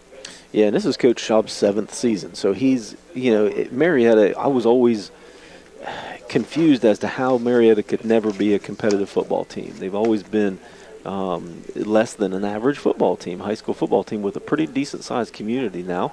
But with Coach Schaub coming in 7 years ago, he's put together several 5-5 seasons, and they play usually a pretty tough schedule, right? They've got the ECOL schedule, so they're playing Dovers and New Phillies and us every year in Zanesville, so they typically have a pretty decent schedule. But, he's been able to put some wins together over the years, and you can see tonight with their game plan and the way that they're calling their plays and how they're adjusting to our defense, you can tell they put in some time tonight for tonight's game. Teams are back on the field. They're getting ready for the second half of action. We're going to give you a minute or so to do that as well. And as we step out, get your favorite beverage and your halftime snack together. We'll be back. Third quarter coming up right after this. Members of Guernsey Muskingum Electric Cooperative love Southeast Ohio, where the hills roll, the roads are crooked, and the trees are plentiful. Keeping the lights on in our beautiful corner of the state is a challenge Guernsey Muskingum gladly accepts and works hard to accomplish. Safety and reliable electricity at a reasonable cost are always our top priorities. It's our way of keeping the lights on for all members of Guernsey Muskingum Electric Cooperative, a Touchstone Energy Cooperative. Take a drive out U.S. Route 22 to the Winterset Kitchen for Amish-style cooking with daily specials and homemade desserts. Minutes past the Salt Fork entrance. That's the Winterset Kitchen. I'm not buying till I check down for. Most of us are faced with uncertainty every day. Your job, your finances, sporting events, schooling for your children, and so much more. With so much uncertainty surrounding you, there's one auto dealership that you can be certain about, and that's Doan Ford. You can be certain that you'll always get a great deal and the best service afterwards. In business for nearly 60 years has given Doan Ford the reputation of being a strong, reliable dealership. Be certain. Choose Doan Ford. Online at DoanFord.com. Angie Bradley and her first Ohio home finance team for our halftime report time. And statistically, first half, the Bobcats had a couple of nice drives. They got a lot of yardage, but tonight it's going to be a matter of how many points those yards put up. They've got 14 at halftime. Tigers 28. And Tigers got nearly 300 yards of offense in that first half. Oh, they got 337 yards of offense is what I've got. But, Cats were down 14-0. Last week as well at half. So they're down 14 points at the half 2 weeks in a row. didn't respond real well last week. So hopefully the Cats can come out and figure some things out here. Marietta's going to come out with the ball first, so a big, huge defensive possession here to start the second half. Yeah, Cats came up with the stop near the end of that first half there when they had to have one. And see if they can do similar things here as Munoz goes back deep to receive this Valentine Insurance kickoff, and Connor Theodosopoulos adding the foot to the ball here. See what kind of adjustments the half has brought to the Bobcats here, and certainly the Tigers, although they didn't need to do a whole lot different. Theodosopoulos hits this one high and deep. Comes down near the 15-yard line, near side. And out across the 30 and up near the 33-yard line comes Caden Durham. So the Tigers, leading 28-14, will take over here in their own territory at about the 33-yard line. Carl Bruns is having his favorite beverage. At least he listened to you. He should be on the field somewhere, calling over and back. He's getting the night off. Two wides to left. Gerber. Double clutching in the backfield, and that kind of looked like a play blown up all the way. I'm not sure Gerber turned the right way, or maybe he was supposed to hand that off. He had receivers down the field, but kind of a little misdirection there, and that one falls incomplete. So the Tigers misfire on play one. Cats going man-on-man coverage here. Roman Jeffrey on Munoz. No help currently. Now they'll shuffle out and change it up a little bit at the last second.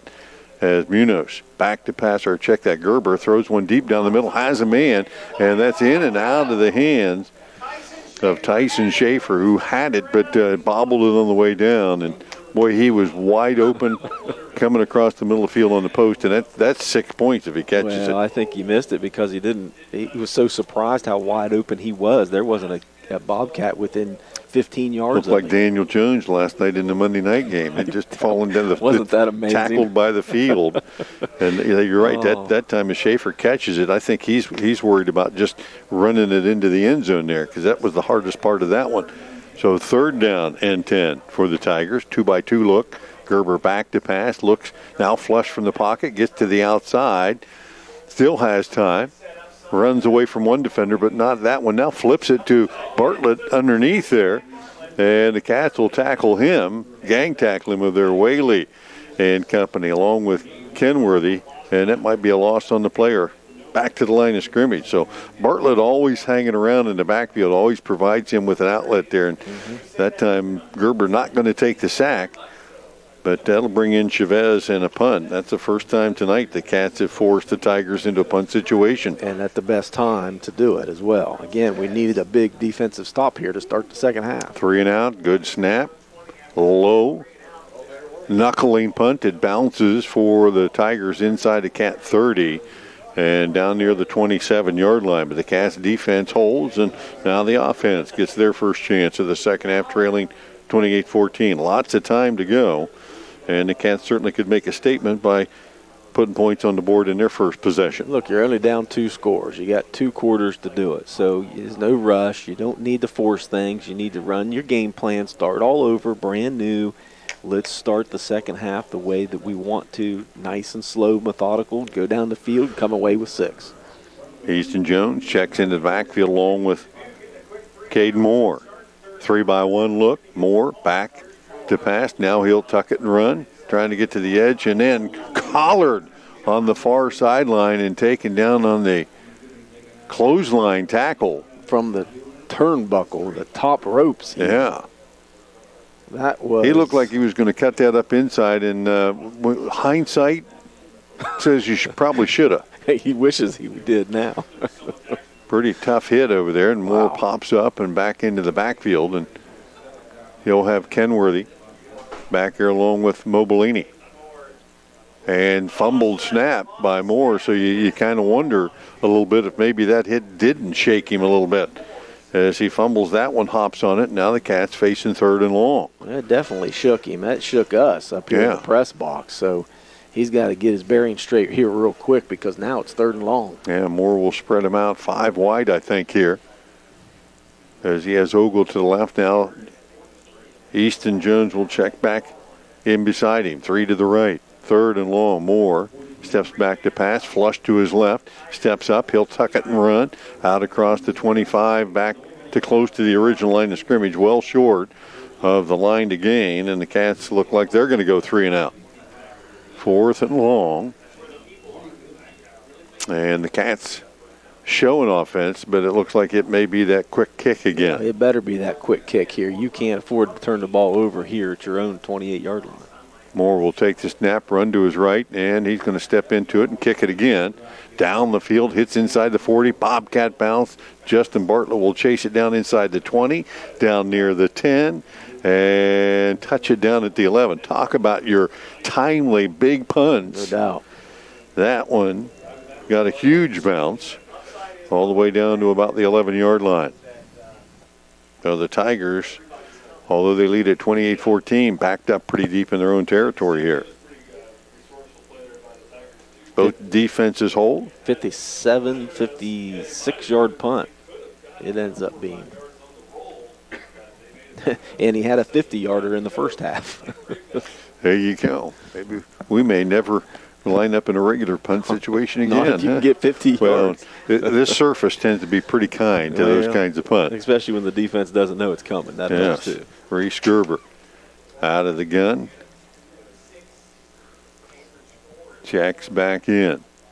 Braden Talbot with him in the backfield. And he'll fake it to him and on the keeper. Gerber looking to get outside, not going to get there this time as the Bobcats. Justin Bartlett stacked him up in the backfield and got help from teammates. And Gerber with a loss on the play of about 4. Yeah, Gerber tried to get outside. He saw Caden Kenworthy there, so he stopped real quick, come back, and ran into Justin Bartlett. He gets sandwiched by those two. You're going to feel it. The 1-2 punch right there. Grab a leg, make a wish. 2nd and long. Bobcats changing up their defense a little bit here in this 3rd period. Gerber back to pass, fires it out in the right flat, has his man, Schaefer. Breaks a tackle near the 13 and scoots out across the 20, and that should be enough for a first down. Brumfield out there for the Bobcats to make that stop. But, boy, if the Cats make the initial tackle, that's just a 3 or 4 yard gain. Instead, you can't bring him down, and Schaefer atones for an earlier drop there and picks up the first down. 1st and 10 now at the 22. 8:49 left here in the 3rd period. 28-14 Tigers with the ball and the lead.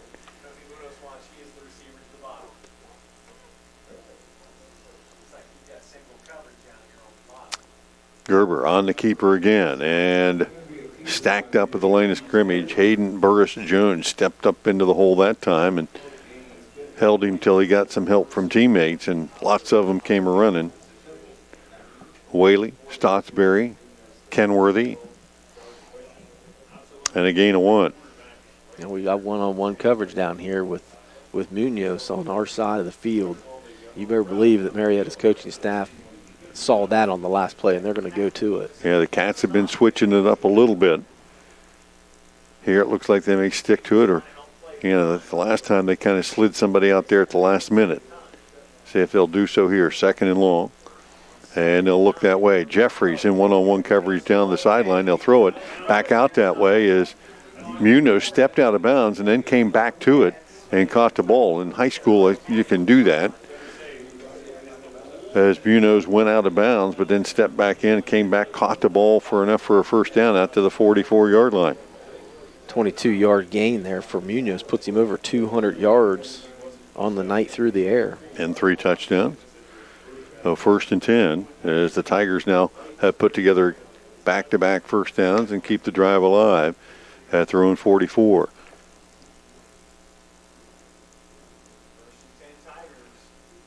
Handoff straight ahead, and again the Cats defense has toughened up here in the middle here so far this half. Yeah, you can see the Cats have made an adjustment there to that read. Trey Stottsbury on the stop. That inside read, because they've been shutting it down nowhere near the 6 or 7 yard gains that they were getting in the first half. Gain of 2 there. Is that carry to Braden Talbot? He'll stay in there on 2nd and long. Bobcats showing cushion on the outside this time. Facing 2nd and long and maybe deep safety help over the top. We'll see. As here comes the blitz. Quick pass out in the flat, and that one's blocked at the line of scrimmage. Looked like Stottsbury might have got a piece of that one coming in from the outside, and it drops incomplete. And it's 3rd and long. Again, good job by the Cats mixing up the defensive looks. You're going to have to, and there's no reason why you can't mix up the looks within the play as well, moving around a little bit so Gerber can't get comfortable back there with his reads. Hey, you don't want him switching plays on you, right? Right. Make it a late read, if that. Sure. 3rd and long. Cat showing blitz from the edge again. Gerber back to pass. Here comes the blitz. Throws off his back foot. Fires it out there to Wheeler and can't get to that one in time as the Bobcats have coverage. Whaley and Feldner in the area, and it should bring up 4th down in a punting situation as Gerber that time felt the heat coming. Felt the heat, but he had Wheeler open. If he doesn't throw off his back foot, if he steps into that throw with a little zip, he's got Wheeler for sure. Yeah, if you hold on to it long enough, you're going to get hit either way. Chavez back to punt. Bobcats send Whaley back deep. And it is headed his direction at the 20. Trying to get behind his wall. Has it to the 30, 40, up the right sideline, 50-yard line, and shoved out of bounds in Tiger territory. Bobcats got the return they wanted that time. As Caden Whaley puts it into Tiger territory with 6:25 left here in the 3rd period. Cats still trailing 28-14, but the short field coming up. Yeah, and a chance to cut that lead. Huge return, 34 yards there by Whaley. As you said, they had the wall set up perfectly. Whaley shot through there for 34 yards, gets us on the right side of the field to start the second half. 3-by-1 set. High snap through the hands of Moore, catches it, flips it out, finds Kenworthy, and somehow the Bobcats made something out of nothing there. That could have been disaster as Moore had to go through his hands, picked it up on one bounce, and had the poise to be able to find his man, and once again finds Kenworthy for a gain of 7. Well, thankfully the line judge didn't see that we had 4 guys downfield. Yeah, well, and it got a good bounce. Moore again fires it deep down the right side, has a jump ball to Devin Ogle, and good defense that time by Munoz, who went up and stripped him of the ball. That one catchable. Pretty good throw there. He had defense, pretty good defender on him at that point. Real good defense, but I think Devin just mistimed it a little bit. He took off a little bit early on that. I think if he times his jump a little better, he comes down with that. Yeah. Remember, just a freshman coming off a press coverage on the left pass late down the middle as Moore takes a shot and threw that one on his way down, and it falls incomplete. So now the Cats will face 4th down and about 3. They've converted a few of these in the first half, and we'll go for it again here. Jones in the backfield, along with Moore, throws it on the out, and there should be a flag. Yeah, there it comes. As Kenworthy, ready to haul that one in, got hammered just as he got ready to catch it. And surprising, that flag came from a long way away. It should have been a lot closer. Well, the back judge obviously was watching it. That's his responsibility to watch that particular play. That was the deepest threat. But, yeah, the head lineman's over there. It happened right in front of him. Yeah, he didn't even reach for it. No. But it will be Bobcat 1st down with that penalty. So the Cats convert on a 4th down again to keep the drive alive, and the most important thing is here finishing somehow with points on the board here. You have to finish this drive with a touchdown. 5:44 left here in the 3rd period. Cats trailing by 2 scores. Kenworthy across in motion. Moore back to pass, now rolling that way. Giving ground and does the smart thing and just throws this one away to try to get a new play. Well, Caden's got to learn to put that back foot in the ground and quit running from pressure and step forward through pressure. He did that really well throughout the season now, maybe the last couple games. Stepped up into the pocket. Absolutely, because the pocket was there. He's got to step forward, see his read, and if the read's not there, keep moving forward. He's got to be watching Baker Mayfield on the weekend because that's the exact move he makes right there, trying to run away from pressure. Yeah, and he's done that really well throughout the season. He has stepped up in the pocket. Second down, 10 from the 24 of the Tigers. Moore, quarterback draw this time, trying to get to the edge, and nothing doing as Munoz comes up and hammers him on the outside for no gain. Maybe a loss of a half yard. And again, it looked like there might have been a little seam inside if he plants and cuts up the field. Absolutely. If you go sideways, the sideline is a defender that never misses a tackle. No, it never moves. You can't juke the sideline. 1-by-3 look defensively. Tigers bringing heat off the edge. Moore will roll to his right, stop, fire, and throw it to no one as he was looking for Whaley to go just a little bit deeper. And Whaley cut his route off to the outside, and it's going to bring up another fourth down situation for the Bobcats. This one, though, fourth and about 12. Yeah, now what do you call here? I mean, I guess Cats have misfired here on 3 straight passes, and now you got to come up with something. Well, they ran the ball on second down. I get it, but you know you're going for it on fourth down anyway. Try something, get 4, 5, 6 yards to make it fourth and manageable. Cats in a 5-wide look here. Moore back to pass, steps up, and now to his right, fires it to his receiver, and that could be enough. Caden Whaley catching it near the 12-yard line, and it will move the sticks there. So Caden Moore that time bought enough time to allow his receivers to find an open spot, and Caden Whaley, with one of his few catches tonight, comes up with a big play and another first down. And you saw how he put that back foot in the ground, and he stepped forward and Moore the pressure. Again here, 1st and 10. Plenty of time, rolls to his left, looks down the field, and then fires this one out of bounds and got hit just as he did. And slow to get up. As that time Carson Urban got to him just as he threw it. And Urban's one of them biggers, 270-pound senior. And he'll get himself a break after that play. But I thought Moore had a guy right over the middle of the field there late, but elected to go to the outside. He did. I just don't think he saw him. He was trying to look around for that guy, but Cade's got to get rid of that ball a little bit sooner before he really gets hurt. Handoff straight ahead. Caden Kenworthy breaks tackles, carries defenders down near the 6-yard line, so about a 5-yard pickup for Caden Kenworthy, who shifted back into the backfield that time. And that's a role we haven't seen him a lot of, but when he is there, he's pretty productive. Well, because he's hard to bring down. He's a tough kid. That's his first carry tonight for 6 yards. And, no takedowns on him, right? Right, and that's the play, like I said earlier, on that 4th and 12. It would have been nice to run that on a 3rd down to make it fourth and manageable. Now 3rd down and 4. And they'll take a receiver out and bring in an extra lineman. Again, same situation here, right? 3rd and 4, you don't need to throw the ball in the end zone here. You just need to get as many as you can get. Easton Jones, the deep back, takes the handoff, 5-yard line down to the 4, and now down to about the 1, and that's going to be a first down as the Cats hit quickly. And Easton Jones shot out of a cannon that time, got ahead of his blockers. Yep. And that's exactly what we needed there. Not only did we get a nice positive play, but we got a first down too. Cats powered again, this time straight ahead on the direct snap to Moore, and he'll take it in from a yard out. 11 plays, and the Cats cap it off with a touchdown, and they cut the deficit now to 1 score. So a 1-yard run, Caden Moore for the 2nd time tonight. And Parsons comes on for the extra point attempt. So 4-10 left to go here in the 3rd period, and the Bobcats have done just what they needed to do. Score first here in the 3rd period. 2 defensive stops and push the ball all the way down the field for a nice score here.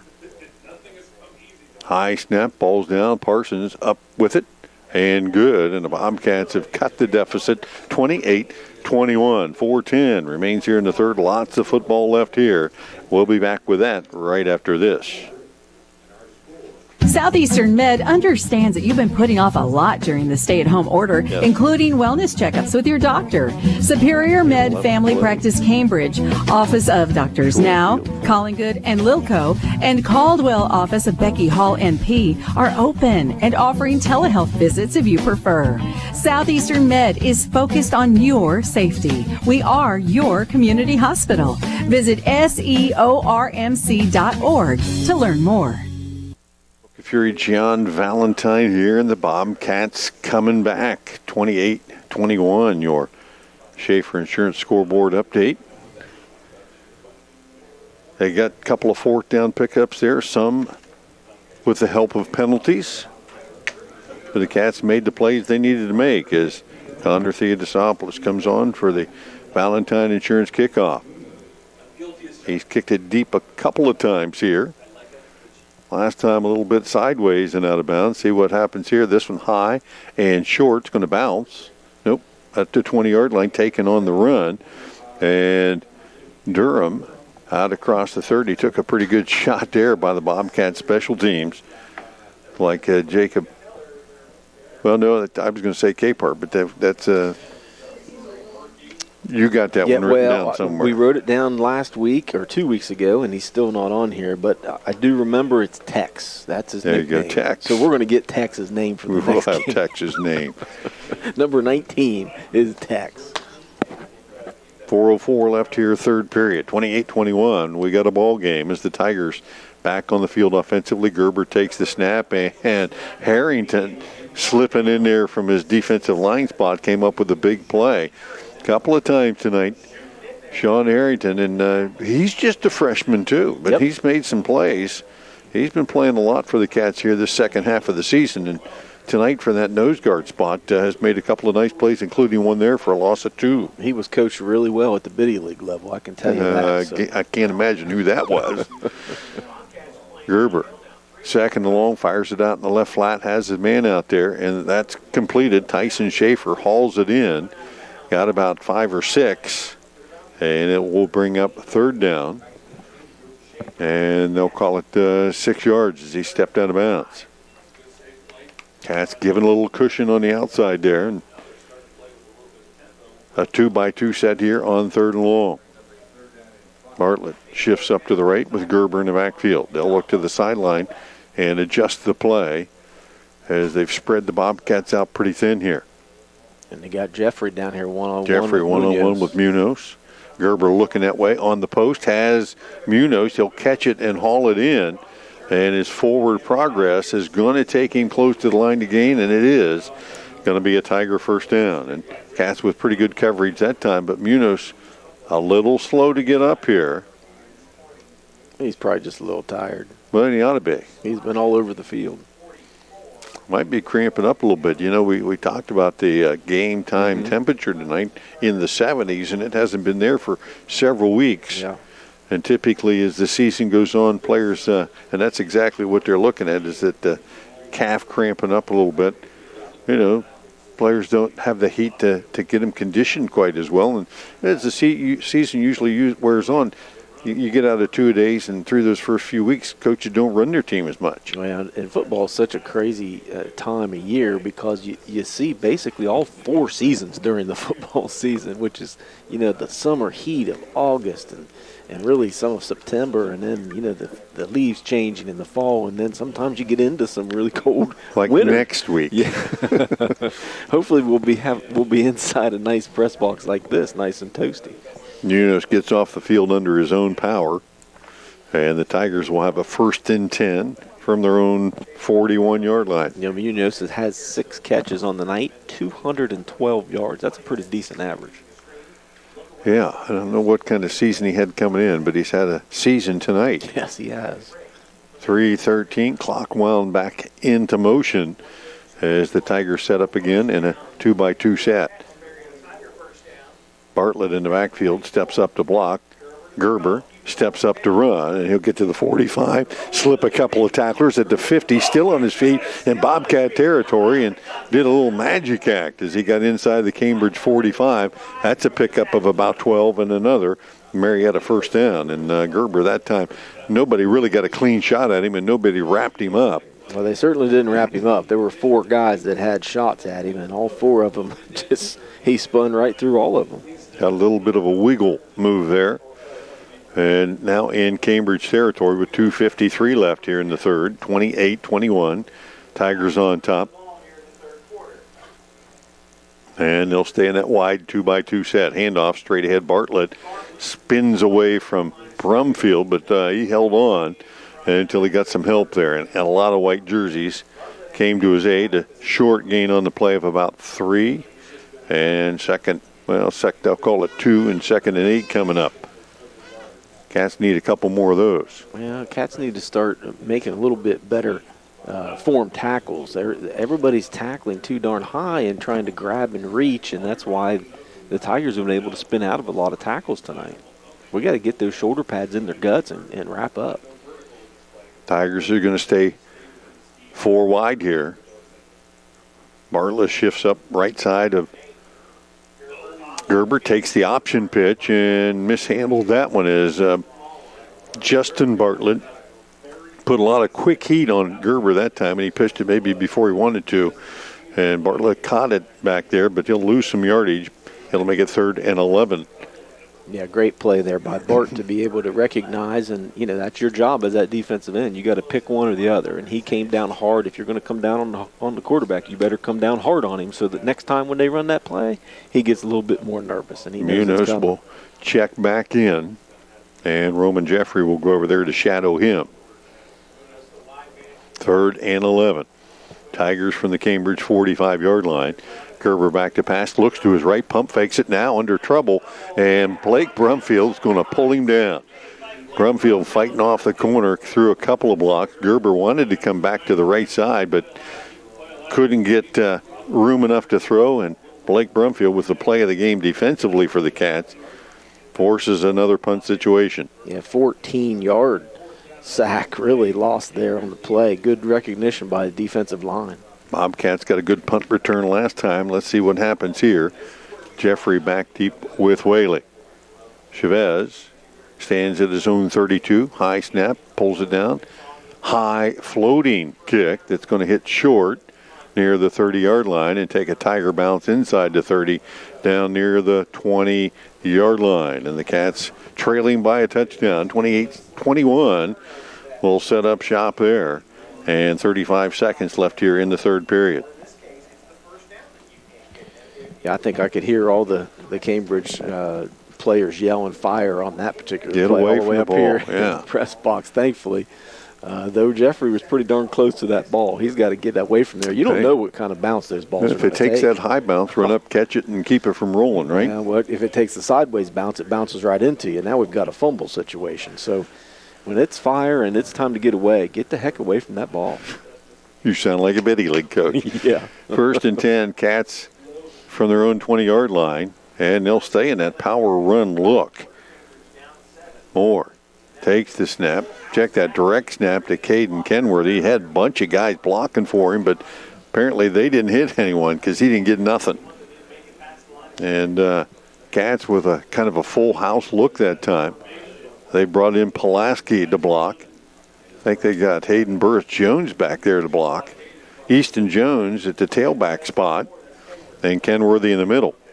New form of the full house backfield, and fumbled snap by Kenworthy. Catches it, takes off to his left, and he'll be lucky that time to gain 3 or 4. Got it out to about the 24 out of that busted play. But, the thing is, you got guys that aren't used to catching a direct snap sometimes, and, they're expecting it to be right in their breadbasket. That one wasn't. It'll bring us to the end of this 3rd period. So we reach the 4th, and the Cats have closed the deficit to 28-21. We'll take the break and be back. 4th quarter coming up after this. Time now for the WILE scoreboard, brought to you by Stop 9 Church of Christ, to remind you the world's greatest victory was won by Jesus, and he won it for you. Learn more by calling 685-2591. It's the ABC Sports High School Football Scoreboard. I'm Bill Arnett. High school football playoff action. The Sheridan Generals now leading Watterson 28-20 in the 3rd quarter. That is a home game for Sheridan. The other playoff game tonight, Bishop Hartley and Tri-Valley, is 28-7 Hartley. That game in a lightning delay in the 2nd quarter in the Columbus area. Other games tonight, Marietta leading Cambridge 28-14. Waterford now leads Caldwell 19-16. Zanesville continues to shut out Newark 15-0 in the 3rd quarter. Buckeye Trail leads Shenandoah 24-6. That's a home game for Buckeye Trail. Logan 17, Maysville 6 in the 3rd quarter. Maysville just now getting on the board. Morgan heading to the 4th quarter, shutting out Lakewood 25-0. And West Muskingum in the 4th leading Rosecrans 48-7. Toronto now leading Union Local 20-7. Riverview over Newcomerstown, 44-16. That is in a lightning delay. One game, Granville and DeSales, that is postponed until tomorrow, with Granville leading in the second quarter, 7-0. We will have high school football on the radio for you tomorrow. Meadowbrook hosting Gallia, and the Barnesville Shamrocks at home with Valley. We'll have your next scoreboard update shortly. I'm Bill Arnett, ABC Sports. Third and long situation. Bobcats roll Caden Moore out to try to pass down the field for it. Incomplete, and the penalty on the Cats there will be declined. So fourth down facing the Cats, and they're going to line up as they have several times in this half, like they're going to go for it. And Moore's passed out of this situation or punted several times. He'll roll to his right and punt again. Low line drive punt that just over the head of the defense, but it's going to be effective. Nearly blocked at the line of scrimmage. It was so low, but it will roll all the way down to the Tiger 35-yard line. And what's the old adage about going to the well once too often, right? Right, yeah, 41-yard punt there by Caden that time. So, you know, that particular play certainly is about our most effective play of the night so far. 3 punts of almost 50 yards each. But, you know, got to believe the Marietta coaching staff knew that was coming, right? I mean, well, they had penetration that time, and there wasn't a lot of room back there for Moore to punt that one. You got to put somebody back deep on that. Tigers lead at 28-21, and now with the ball at their own 35-yard line. Gerber in the backfield. Hands off, Talbot straight ahead, popped to the edge, and taken down right at the line of scrimmage. Bo Stotsberry stepped up and filled the gap pretty well that time. Short gain of about 2 for the Tigers, and they'll face 2nd and 8. Yes, the Tigers have gotten a little conservative here as the game has gone on as well. Well, it's a little conservative, but I think it's because really what's happening is Cambridge is reacting a lot better. I mean, I think these are the same plays that they've been running all night. We're just making better plays on it and better reads. 2nd and 8. 2 receivers right, Munoz to the left, and the Tigers will once again get set, then check the sideline. 7 on the play clock. They've got to get set here. Gerber takes the snap, looks to his left, fires it out there, and good coverage that time. Roman Jeffrey got up on Munoz that time and able to get a hand in there and knock it away. And Munoz, for most of the night, has had lots of space around him. That's the first time the Bobcats have actually contested the pass to him. Well, and that was a really good design there by Roman. He's off of him where he's supposed to be, 5-6 yards off of him on the line of scrimmage, and reacted to the thrown ball and came up and blocked it. That's hopefully how we're supposed to play. The next play isn't a stop and go, right? Well, he's got a little extra coverage. 3rd and 8. Gerber fires it out in the right flat, and that one is dropped, intended for Wheeler out there. So the Tigers do not execute the offense and face a 4th down situation and another punt here. So the Cats have plenty of time left. 10:49 on the clock and trailing by 7. You couldn't ask for a better possession than that. I mean, one play where the clock was running, they gained 2 whole yards and dropped 2 passes. So the clock has stopped and give us plenty of time to run down the field for a nice score. Back to punt the ball away. Low snap this time, gets rid of it.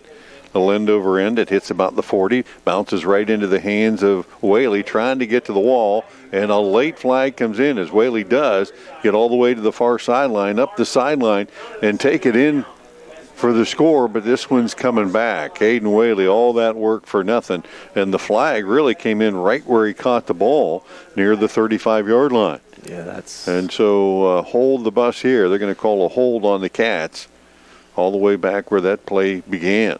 That was... it looked good on film. Hey, look, again, another great setup, another great wall there by the rest of the team, and great effort by Whaley to be able to show some speed and get to the outside. But all for naught, coming back. Yeah, that flag dropped it to 35-yard line. It'll move back near the 25. That's so the Cats, that was a huge, huge play, and that flag came in almost immediately. It was just a half second after Whaley caught the ball and started running the other way. And it might have been the hold that got him to the wall that was necessary for that to happen, but no hesitation there. So from the 27-yard line, the Bobcats down 7.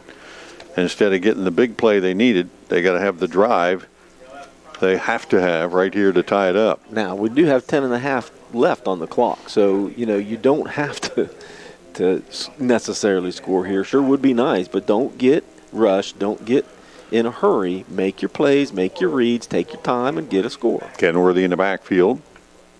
And a handoff to Owen Felder on the jet sweep, and didn't get much spacing on the outside as Durham came up and made the stop there. Felder kind of looked like he was almost in slow motion. Didn't get to the edge in time. But Kenworthy will stay in the backfield along with Moore. And you got to wonder, with him back there, he's usually there because he's going to be a weapon. 2nd down and 10. Quick pass out in the right flat completed to Brumfield, and he'll struggle to move forward. Maybe a gain of a yard on that play. So the Cats now facing 3rd and 9 after 2 plays that they failed to execute well, and under 10 minutes left in the game. There's the Cats flip the formation, 3 wides to the left, 2 to the right. And Moore will have the open backfield here on 3rd and long. 3-man defensive front, Moore with time. Steps up, fires one deep down the right side. Jump ball intended for Kenworthy, but sails out of bounds. And that one falls incomplete, and it will be 4th down. Really a wasted possession there for the Cats. I mean, again, go back to your original game plan. How many times did we run the ball between the tackles? I mean, we're in no hurry. We got 10.5 left. Defense is playing loose now, expecting you to throw the ball a little bit. Take those chunks that you can run.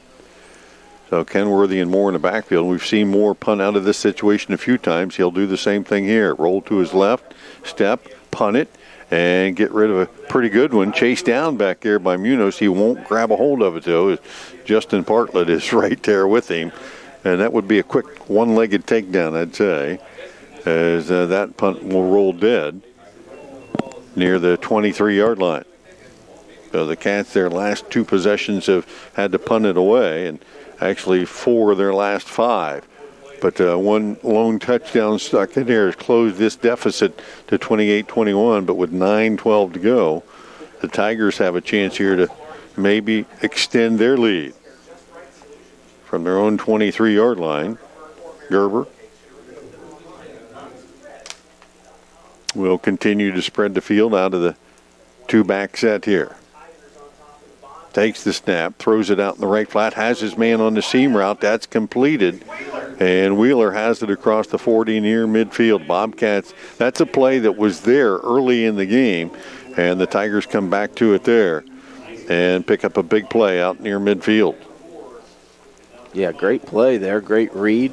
Just way too soft the coverage, and we're just there was nobody within 10 yards of him when he caught the ball. Yep, just squeezed it right down the field. Cats, they're trying to overload the side to Munoz that time, and when you do that, you're going to leave someone else with a little more room, and that was the time. That's exactly what happened that time. Wheeler's at the bottom, Munoz at the top here. Gerber takes the snap. He'll run the keeper to the left. Tries to get to the edge and then collared right near the line of scrimmage. And Tigers got away with a hold that time as Kenworthy coming off the edge that time couldn't get free of the man blocking him on the corner. Gain of 2. And it's 2nd and 8. Again, Cats are recognizing that particular read option there by the quarterback a heck of a lot better this second half. Yeah, Gerber was able to get to the corner a lot in the first half, not so much here, as it is 2nd and long. One-on-one coverage on the outside. Gerber in the backfield with Bartlett. Bartlett shifting up. Gerber back to pass, fires it out in the left flat, and that ball bounces into the hands of the intended receiver, Tyson Schaefer, and it will be 3rd down and 8 again. And the Tigers really haven't been able to get back to throwing the ball to Munoz like they did early in the game, at least not deep, although he's come underneath a couple of times. Cats have changed coverage up on him a little bit more here in the second half. 3rd and long. 8:02, stop clock here, 4th period. 3-man rush for the Cats, and they'll bring 2 extras off the edge, off his back foot. Deep throw down the field, and jump ball. Tyson Schaefer goes up and makes the catch in between a couple of Cambridge defenders. Bobcats looked like they were there, just mistimed their jump. And Schaefer able to come down with that one and extends the drive. Another first down for the Tigers. Yeah, just at the most unopportune time, we seem to give up those big plays. I mean, Gerber that time under heavy duress threw that one just up for grabs off his back foot and got the miracle catch. So 1st and 10 from the Cambridge 23. This drive started at the Marietta 23.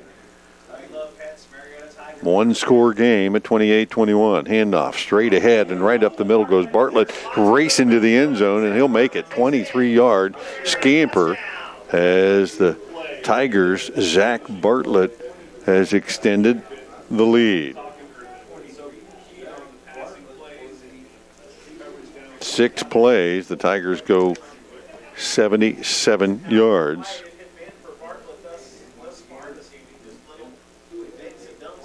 And Zach Bartlett had been bottled up for most of this half. Not so much that time. Extra point attempt up, and it is good. And is now a 14-point lead once again, 35-21. We'll be back right after this. You give it to your neighbors, your friends, co-workers, even your children. So this time, take some advice from me. Before it gets freezing cold outside, now is the time to call Abels for a free estimate on replacing your furnace. Family owned and operated since 1967, Abels has been serving Muskingum and Guernsey County residents with all their heating, cooling, electrical, and refrigeration needs. Let the Abels family help your family. Call Abels or visit them on the web at abelsinc.com. Abels, one company, one goal. Your comfort. Jerome Field, want to thank our game sponsors tonight, Watson Mowing Service, Emory Heating and Cooling, and Angie Bradley in the First Ohio Home Finance. Schaefer's Insurance scoreboard update now 35-21. Kind of a 2-score swing, the one the Cats needed to get and couldn't. And now the Tigers, with a couple of big plays in that drive, extend their lead back to 2 scores, 7:25 left to go in the game. Valentine Insurance kickoff coming up here. Chavez, high, deep kick to the 19-yard line. Roman Jeffrey hauls it in there, out across the 30, and no more. And how big is that punt return and the penalty now? As the Cats had points on the board, but the Laundry brings it back. It would have been a tie ball game as the Cats executed on that special teams play and instead end up giving up 7 and falling behind a little further. So now the clock becomes your enemy a little bit. Yeah. The Cats have plenty of timeouts, but they've got to get something going in a hurry. Yeah, now you're going to have to throw the ball where we really didn't need to on those other 2 possessions. But, you know, down 14 with 7 minutes to go, they certainly got plenty of time, but we got to make a defensive stop as well. Cats from their own 32, more back to pass. Pump fakes it to the left, time, throws it late down the middle. Bartlett has to go up for it, and because that ball hung a little bit, defenders got there. And again, more under a little pressure that time, unable to step up and put anything on it, and kind of hung Justin Bartlett out to dry a little bit there. Yeah, real lucky that ball didn't get picked off. He had 2 defensive guys converging on it, and Justin was really playing defense. 2nd and 10, more on the keeper. Takes it out to the 35, still on his feet near the 40, and he'll go down there. Munoz came up and made the stop on him, a couple of yards shy of the first down. Gain of about 8. And again, he looks like a couple of the hits he's taken, he's looking to go sideways more than north and south a little bit tonight. Normally see him run a lot more effectively. 3rd down and short, throws it out to Ogle, and he'll catch it for enough for the first down out near the 44. That's where they'll call his progress, and the Cats will move the sticks here. 6.5 left here in the game. 14-point deficit for the Bobcats. Moore again looks to left, has a man down the field and picked off. Munoz came from his safety spot and just went up over the top, made the interception, and then brings it back to the 45-yard line. And it looked like Devin Ogle was open there, but Munoz might have baited him a little bit on that one and just snatched it away. He did. He showed his speed there and jumped right in front of that ball. I mean, again, it's a tough throw for Caden to throw across the field like that. But, Devin had a step on him, but I think you're right. I think Munoz was trying to bait him into throwing that ball, and he did. Yeah, he didn't put enough air under it to throw it over the shoulder. And the line drive made it a little easier to Munoz to get to. So 6:20 left to go in the game. And the Tigers with a 2-touchdown lead here at 35-21 will take over again after the turnover at the Marietta 47. Chance to run some clock here. And Bartlett will shift up to the right. He just scored a long touchdown. He'll take the handoff here and rumble across midfield and into Cambridge territory at about the 47. Good first down gain there for Zach Bartlett, who's just kind of done workman-like damage tonight. He had a couple of nice early carries tonight. Then the Cats shut him down for a while until that touchdown run a few minutes ago. Yeah, 16 carries I got him for 59 yards. 2nd and 4. Lots of time running off between plays here as the Tigers taking their good old time, making sure the clock gets down to single digits, and it's there. 2nd and 4. Down to 3-2. Gerber on the keeper, trying to get to the edge, stacked up at the line of scrimmage. He'll lose yardage on this play, and the Cats will throw him backwards. Caden Kenworthy in there along with Bartlett. And 3rd down and 7. Mo Bellini stepped up off the edge that time, made a big play. Coming up on the 5-minute mark. Bobcats have all their timeouts left. Getting to that time here, if you come up with a stop, you may use one right here. 3rd down and long. Gerber and Bartlett in the backfield. And the handoff to Bartlett stacked up right at the line. He'll gain nothing there. And let's see if the Bobcats do indeed burn a timeout here. 4:39 and counting. And I think they will. Yeah, good timeout here. Yeah. You got to be able to stop the clock at some point. You've already lost almost 3 minutes on this drive. 35-21. We'll take a quick 30 and be back right after this. When it's game night, let Papa John's Pizza on Southgate Parkway feed your team after the game. Hey, this is Shannon. You can create your pizza with all your favorite toppings or pick one of our specialty pizzas like the Super Hawaiian, the Philly Cheesesteak, the Works, or the Fiery Buffalo Chicken. Don't forget we also have chicken poppers, wings, breadsticks, and cheese sticks too. Call 740-439-PAPA. That's 439-7272 or order from your phone at papajohns.com. Back at Don Drum Stadium, 35-21. Tigers on top of the Cats. Cambridge burns their first time out of the night to set up this 4th down punt.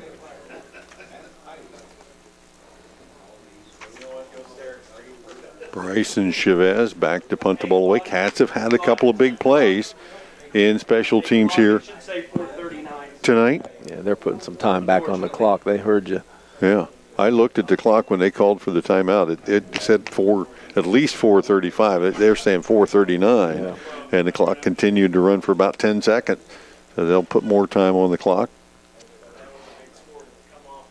And the Cats have Jeffrey and Whaley back deep to return this punt. They've had some big ones, including one returned a moment ago for a score that was negated by a penalty.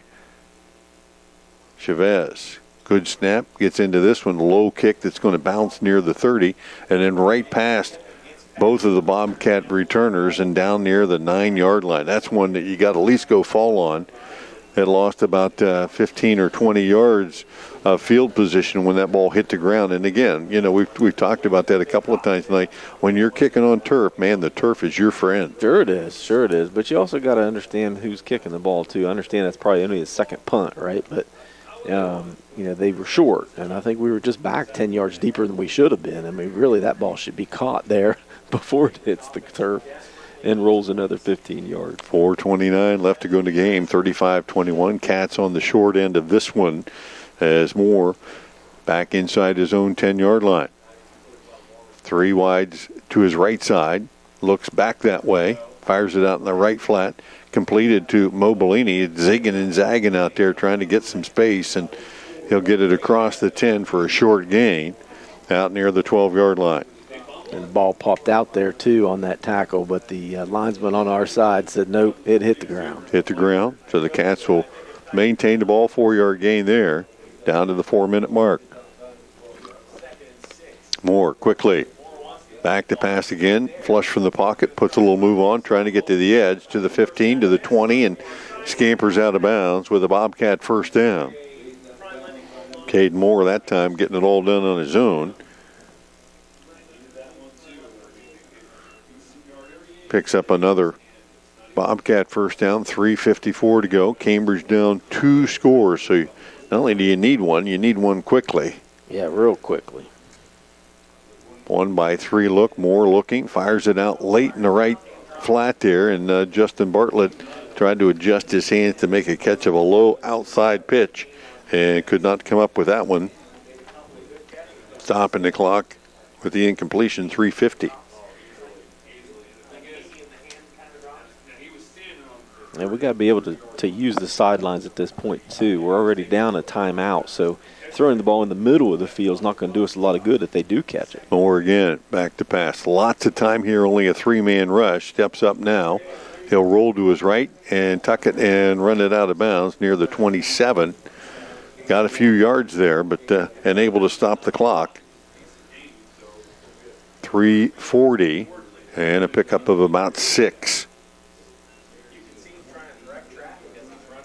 And Marietta's okay with that. Heck, that play took 12 seconds to run off there. Take a lot of time, and you still don't have a first down. 3-by-1 look, quick pass out there to Kenworthy, and that went short. And again, Moore unable to get it all the way out. Ball being snapped from the hash on the right side. You're throwing it outside the hash on the left, and he had a man. I mean, Kenworthy catches that. He gets to the sideline and maybe up the sideline. Yeah, but I don't know. I think if he catches it, he's short of the first down, I think. If he goes down right there. He had a defender on him. But, again, we're on the hash here. Why can't we use the short side of the field and keep the clock on our side? 4th and 4. Last chance here for the Cats. Moore, plenty of time. Fires it late out into that flat and intended for Kenworthy. Or check that, that's Whaley. And it came up in between him and Bartlett, and the Bobcats are running out of chances in time now as they turn it over on downs deep in their own half of the field. And the Tigers just have 3.5 minutes they need to run out here.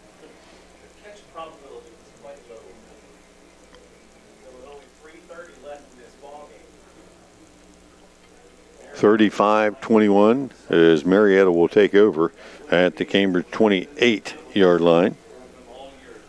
Cats have a couple of timeouts left here as the Tigers will continue to spread them out with the big horse in the backfield. Bartlett at 195. He'll lead the way for Gerber, and Gerber cuts it up inside as Kenworthy and Bartlett squeeze him down there. Caden Kenworthy's played a pretty good game on the defensive side and made some plays for the Cats offensively tonight. Yeah, Gerber's 18th rush tonight for only 38 yards. A couple of them were pretty nice ones, but he also had a couple pretty nice negative plays there too. But 38 yards on the ground, it seems like he's had a lot more than that. He had a couple big gains in the first half. Cats have squeezed him in the second half and had nearly as much. He'll take this one on his own and work off the right edge. Hayden Burst-Jones on the stop for the Cats, 2:37 and counting, and 3rd down and 4. The Cats hope to have any chance to try to get the ball back. They need to stop here these next 2 downs. You don't think you see the Tigers put the ball back up in the air here. No, gosh, no, not when the clock's your friend.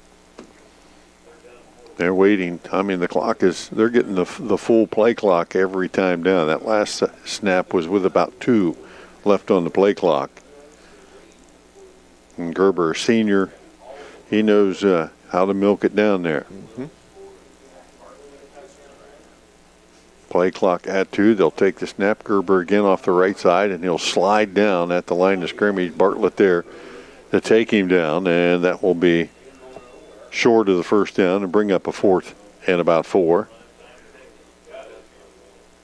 And the Cats will burn another timeout here. 1:51 left to go in the ball game. 35-21 Marietta. We'll be back in 30 seconds. High school football from ABC Sports on WILE-FM, Byesville, Cambridge. Promises. You've heard them all. Peace of mind, quality insurance products, superior claim service, all at a fair and competitive price. Since 1848, Westfield Insurance has promised to provide excellent insurance coverage for your home, auto, and business. Sharing knowledge, building trust. That is Westfield Insurance's pledge to their customers. For a quote on protecting your home, auto, and business, call W.B. Green Insurance today. W.B. Green, professional insurance. 51 left to go in the game here. Tigers have one more play to run. Facing a 4th and 4. Cats have called their second timeout. Down 35-21 here. They need a miracle and then some magic and a rabbit in a hat. All of the above in really a minute 51 seconds. That's going to be tough. Gerber has been taking the direct snap and not messing around with it and keeping it in his own hands. Here he'll hand it off. Bartlett straight ahead and tries to stretch it for the first down. And, one linesman said, nope, they both agree. It is not enough for the first down. It will go back to the Bobcats with 1:44 left to go in the game. Tigers have been playing a pretty loose zone coverage, not letting Cambridge get anything deep. But, the Cats really haven't been able to go down the field much with it. Well, and again, that last possession, not using the sidelines really hurt us there too. Trying to throw the ball clear across the field takes even longer. But we'll see what they got. We've got a 2-minute offense. Now's the time to show it. 2-by-2 set. Mobilini in the backfield along with Moore. Just a 3-man rush. Everybody else deep for the Tigers. As Moore looks quickly to his left, fires it that way, and he threw it outside, and Devin Ogle running a square in right at the downs marker. That will fall incomplete.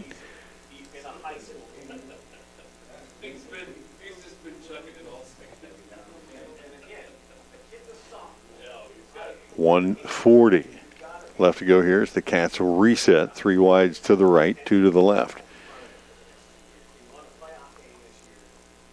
And Moore again attacking that left side, and he'll find Ogle, who comes back for the catch, but well short of a first down. Although he did get out of bounds, it only picked up about 4. Like you said, that's a long way to go for 4 yards. Yeah, it really is. But at this point, at least we're on that hash. It's just got to be a quicker option, I think.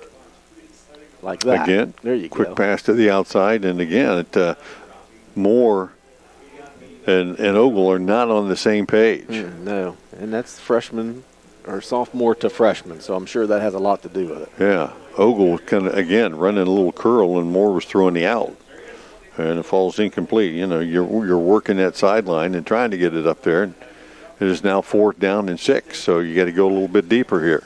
Well, and if you're on that sideline, I guess at this point what I think I'd do is put a more experienced receiver over there that knows what he's doing to work the sideline.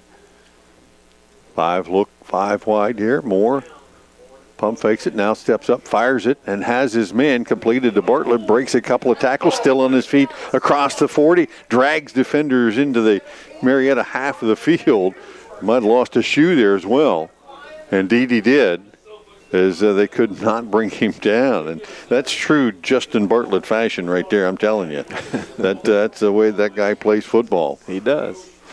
And I think just about everybody in the black jerseys had a shot at him there. 1:20 left on the clock. Cats pick up the first down. Took them 4 downs to do it. Still down 2 scores. 1:15 to go. And they'll stay 5 wide. Moore. Back to pass.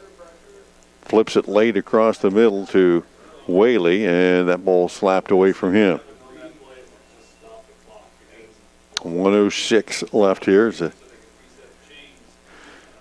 In all this, like you said a few times, that you get caught up in the competitiveness and the enthusiasm of the game, but you lose sight of the fact that a lot of these young kids for the Cats are just sophomores and some freshmen. Yeah. And Moore is one of those sophomores as he rolls to his right again and throws it late down the sideline, trying to get Bartlett coming back to it. That'll fall incomplete again.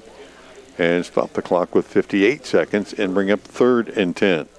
Well, we're going to have to score. We're going to have to score real quick here. So I understand it's 3rd and 10, but, you have to be able to get the ball back again. So we have to score to be able to get an onside kick, to be able to get the ball back again. We're at 58 seconds at this point. So 3rd and 10 is not the big deal. We just we're running out of time quickly. Cats flip the receivers to the left side, and Moore will buy some time here and fire it deep down the field, and Munoz baited him again and got him to throw it deep and late. And Kenworthy there to haul him down as Munoz comes in with his 2nd interception, and he's had a night. Couple of INTs, 3 touchdowns, over 200 yards receiving, and Tony Munoz has had a ball game. Sure has, and he's letting the Cats know about it too. Kenworthy tried to wrestle it away from him, as you imagine he would, but that wasn't going to happen either. So the Tigers just have 44 seconds now that they need to negotiate, and they can pick up their 3rd win of the year, and the first that they've had against the Bobcats in about 8 years. Yeah, that's like you said in the pregame, 14 of the last 15 have gone for the Bobcats, and 8 in a row. So this is breaking a long streak here, and not in the Bobcats' favor. The Tigers shouldn't have to snap the ball again. They may, but play clock's at 31, the game clock at 28, and I think that could be it. The Cats will kind of break their streak of winning one and losing one. The Cats, for the first time this year, will put 2 losses together in Week 9 here, and they see their record go to 4-5. The Tigers, on the other hand, will add a win to the column and end up at 3-6 heading to Week 10. Final score tonight, Marietta 35, Cambridge 21. We'll take a timeout. Post-game wrap-up coming up right after this. The Winterset Kitchen, past the entrance to Salt Fork State Park on Route 22, offers Amish-style cooking with delicious homemade desserts. Open Monday through Saturday. When it's game night, let Papa John's Pizza on Southgate Parkway feed your team after the game. Hey, this is Shannon. You can create your pizza with all your favorite toppings, or pick one of our specialty pizzas like the Super Hawaiian, the Philly Cheesesteak, the Works, or the Fiery Buffalo Chicken. Don't forget, we also have chicken poppers, wings, breadsticks, and cheese sticks too. Call 740-439-PAPA. That's 439-7272, or order from your phone at papajohns.com. I was sitting in my car and it wouldn't start. I lifted the hood and the engine was falling apart. What would I do? My eyes filled with tears. Then on the radio I heard of West 40 by Pay here, where for a little money down and a little each week, I could have a car, nice, shiny, and sleek. So I walked in the door and I put the money down. Now I got a nice car that I can drive around. West 40 by Pay here will help rebuild your credit. The corner of Dewey and Route 40 in Cambridge, don't you forget it. West 40 Auto Sales, corner of Route 40 and Dewey Avenue in Cambridge, is home of a guaranteed credit approval, with most loans approved while you wait. Go to their website to fill out an online loan application, west40autosales.com. You'll also find their weekly special listed there. I'm not buying till I checked on Ford. Most of us are faced with uncertainty every day. Your job, your finances, sporting events, schooling for your children, and so much more. With so much uncertainty surrounding you, there's one auto dealership that you can be certain about, and that's Doan Ford. You can be certain that you'll always get a great deal and the best service afterwards. In business for nearly 60 years has given Doan Ford the reputation of being a strong, reliable dealership. Be certain. Choose Doan Ford. Online at DoanFord.com. Time now for the WILE scoreboard, brought to you by Stop Stop 9 Church of Christ to remind you the world's greatest victory was won by Jesus, and he won it for you. Learn more by calling 685-2591. It's the ABC Sports High School Football Scoreboard. I'm Bill Arnett. Some finals to report now. Sheridan rolls on in the playoffs, 28-20 over Watterson. That was a hard-fought home win by the Sheridan Generals. Our other playoff game tonight, Bishop Hartley and Tri-Valley, 28-7 Hartley, second quarter, lightning delay. The game is going to be completed, at least that's the word for now. Game still in progress. Marietta over Cambridge, 35-21 in the fourth quarter. Caldwell has taken the lead on Waterford, 22-19. Zanesville and Newark, 15-6, fourth quarter, with about 6 minutes to go. That game in a lightning delay in Newark. 36-14, Buckeye Trail lead Shenandoah in the fourth quarter. A final from Logan tonight. Logan 26, Maysville 13. That was a road game for Maysville. Morgan shut out Lakewood 32-0. That game called just a couple minutes before its conclusion due to lightning. West Muskingum tonight over Rosecrans 54-14. Riverview beat Newcomerstown 44-16. That game was called short due to lightning. Toronto leading Union Local in the fourth quarter 26-20. We'll have your next scoreboard update shortly. I'm Bill Arnett, ABC Sports. Welcome back once again to our post-game wrap-up, brought to you tonight by First Ohio Home Finance. For all your home buying needs, visit Angie Bradley and her team at First Ohio Home Finance, 1008 Woodlawn Avenue. And post-game wrap-up here, I want to thank our sponsors tonight, Watson Mowing Service, Emory Heating and Cooling, and certainly Angie Bradley and her team. And I neglected to go through our whole sheet here and read all of this stuff, but one thing I left out tonight was the 5, 10, maybe 13 or 14 WB Green first down. So maybe I can say that about 15 times in a row now, but WB Green sponsoring all of our first downs tonight, and thanking them for that, even though I neglected to kind of get them all in there. But Bobcats tonight just couldn't get it together in every phase of the game. It took too long early on for them to find a way to slow Marietta's offense down, and then a couple of mistakes later cost the Cats opportunities to try to come from behind and win this one. But it was a Tony Munoz, name that probably will echo in the names of many Bobcats all night long, as maybe for a couple of days, as they heard his name several times tonight on both sides of the ball. He made a lot of great plays offensively, scoring 3 touchdowns, over 200 yards receiving, and then defensively a couple of interceptions to quash Bobcat drives, and made some big plays there as well. Scoring tonight started out like this. The Tigers on the board first at 6:49 of the opening period. Munoz, a 78-yard catch from Reese Gerber. The extra point made it 7-0. Caden Kenworthy would answer for the Cats with 4:44 left in the period. A pass from Caden Whaley, and it was 7-7 before Munoz strikes again twice. One from 67 and another from 14. And at the end of the first period, it was 21-7, just like that. And the Cats were a little bit shell-shocked, I think, at the end of that first period. Yeah, shell-shocked for sure. And, another slow start for Cambridge comes back to haunt them, and we just can't make up for it. It was a surprising outcome. I mean, I think, when you watch Marietta on film, they didn't do anything that would make you go, ooh, wow, we got to stop this, other than the long pass. We knew that coming in, though it didn't look like we defended it, and we knew that going in. But just kind of surprisingly slow start. Maybe it's just a little hangover from last week and coming off of a pretty emotional playoff loss. But just a slow start for the Cats. It was tough to make up for that 14-point deficit. So the end of the first period, 21-7, Tigers on top.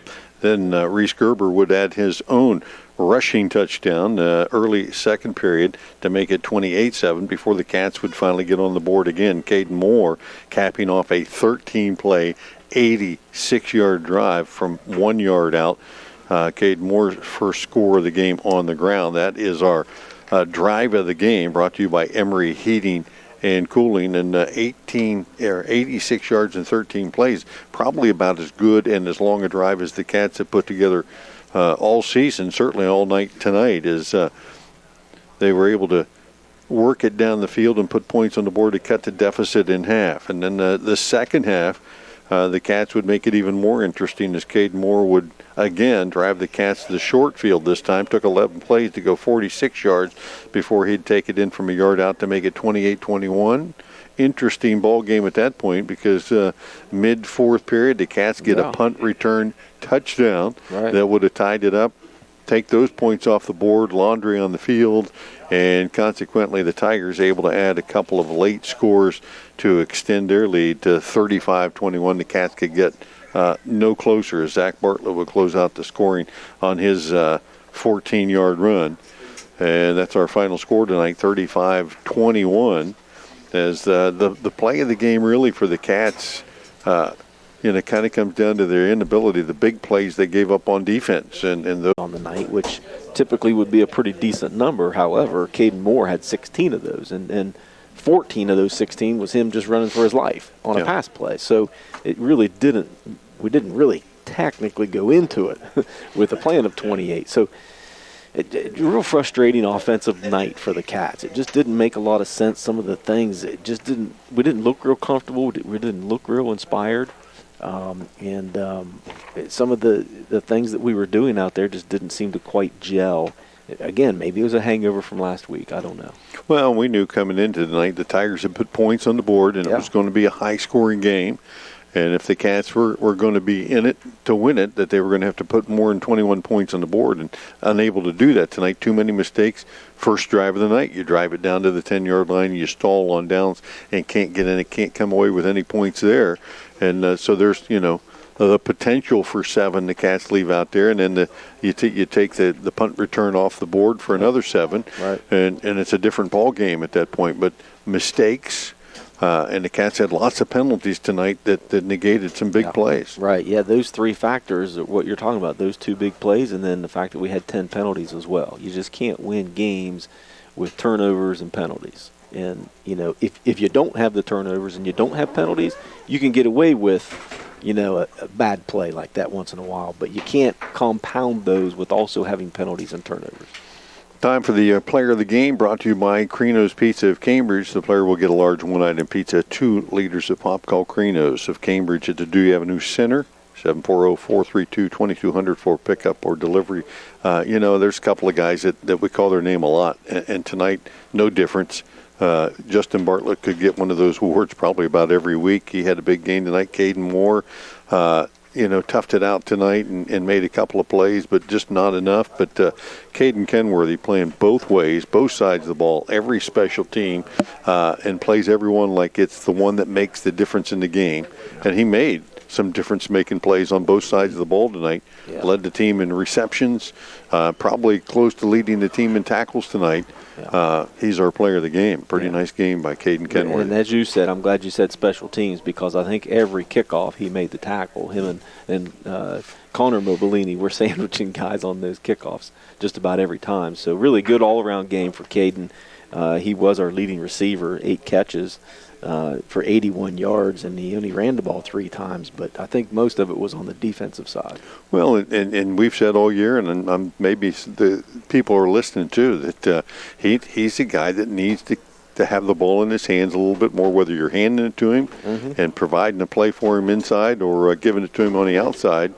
And the Cats tried to do that a little bit more tonight, and they got some good production from him. Yeah, we did early. We did early in the first half, getting the ball through the air, but he never had his first run of the game until the second half, which, again, Logan Mobilini only ran the ball 4 times, too. So, it's tough to get a lot of guys running the ball when you're behind 14 points. Basically the entire game. Hey, Guernsey Muskingum Electric awards a Power Lineman of the Week with a nice T-shirt each week, and our Power Lineman of the Week this week is Sean Harrington. Freshman came in there, played the nose guard spot tonight, made a couple of nice plays. Sure. Seemed like he was in the backfield a lot. Just a freshman. There's a guy that we'll be looking at here down the road a little bit, too. Yeah, Sean's not a real big guy, but he's got a motor that doesn't quit. He's aggressive. He wants to get better, and he's shown that through the years, through the Biddy League system and through the middle school years that he's been an aggressive guy. He wants to get better, and he's seen a heck of a lot more playing time as the season's gone on, which tells you he's doing something in practice. And had a lot of time last week, and the week before he started to get his feet wet. So congratulations to Sean. We'll certainly get him that big, huge, extra large T-shirt. He'll grow into it. Yeah, I hope so. He will grow into that thing. Cats on the losing end of the stick tonight, 35-21 here to Marietta, who kind of broke a long streak. The Cats winning this game, but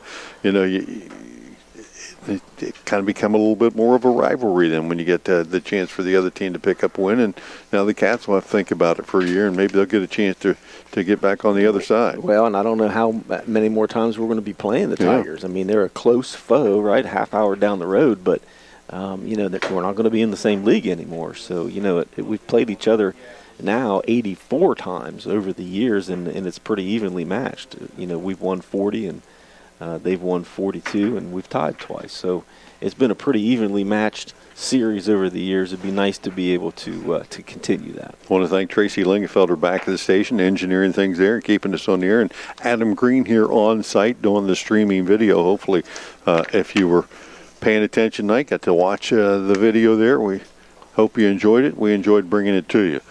For John Valentine, I'm Bill Kafuri and the entire ABC team. Until next time, folks, we'll see you then. Good night.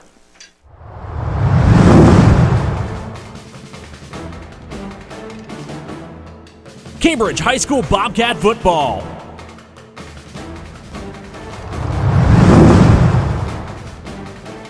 This has been a presentation of ABC Sports.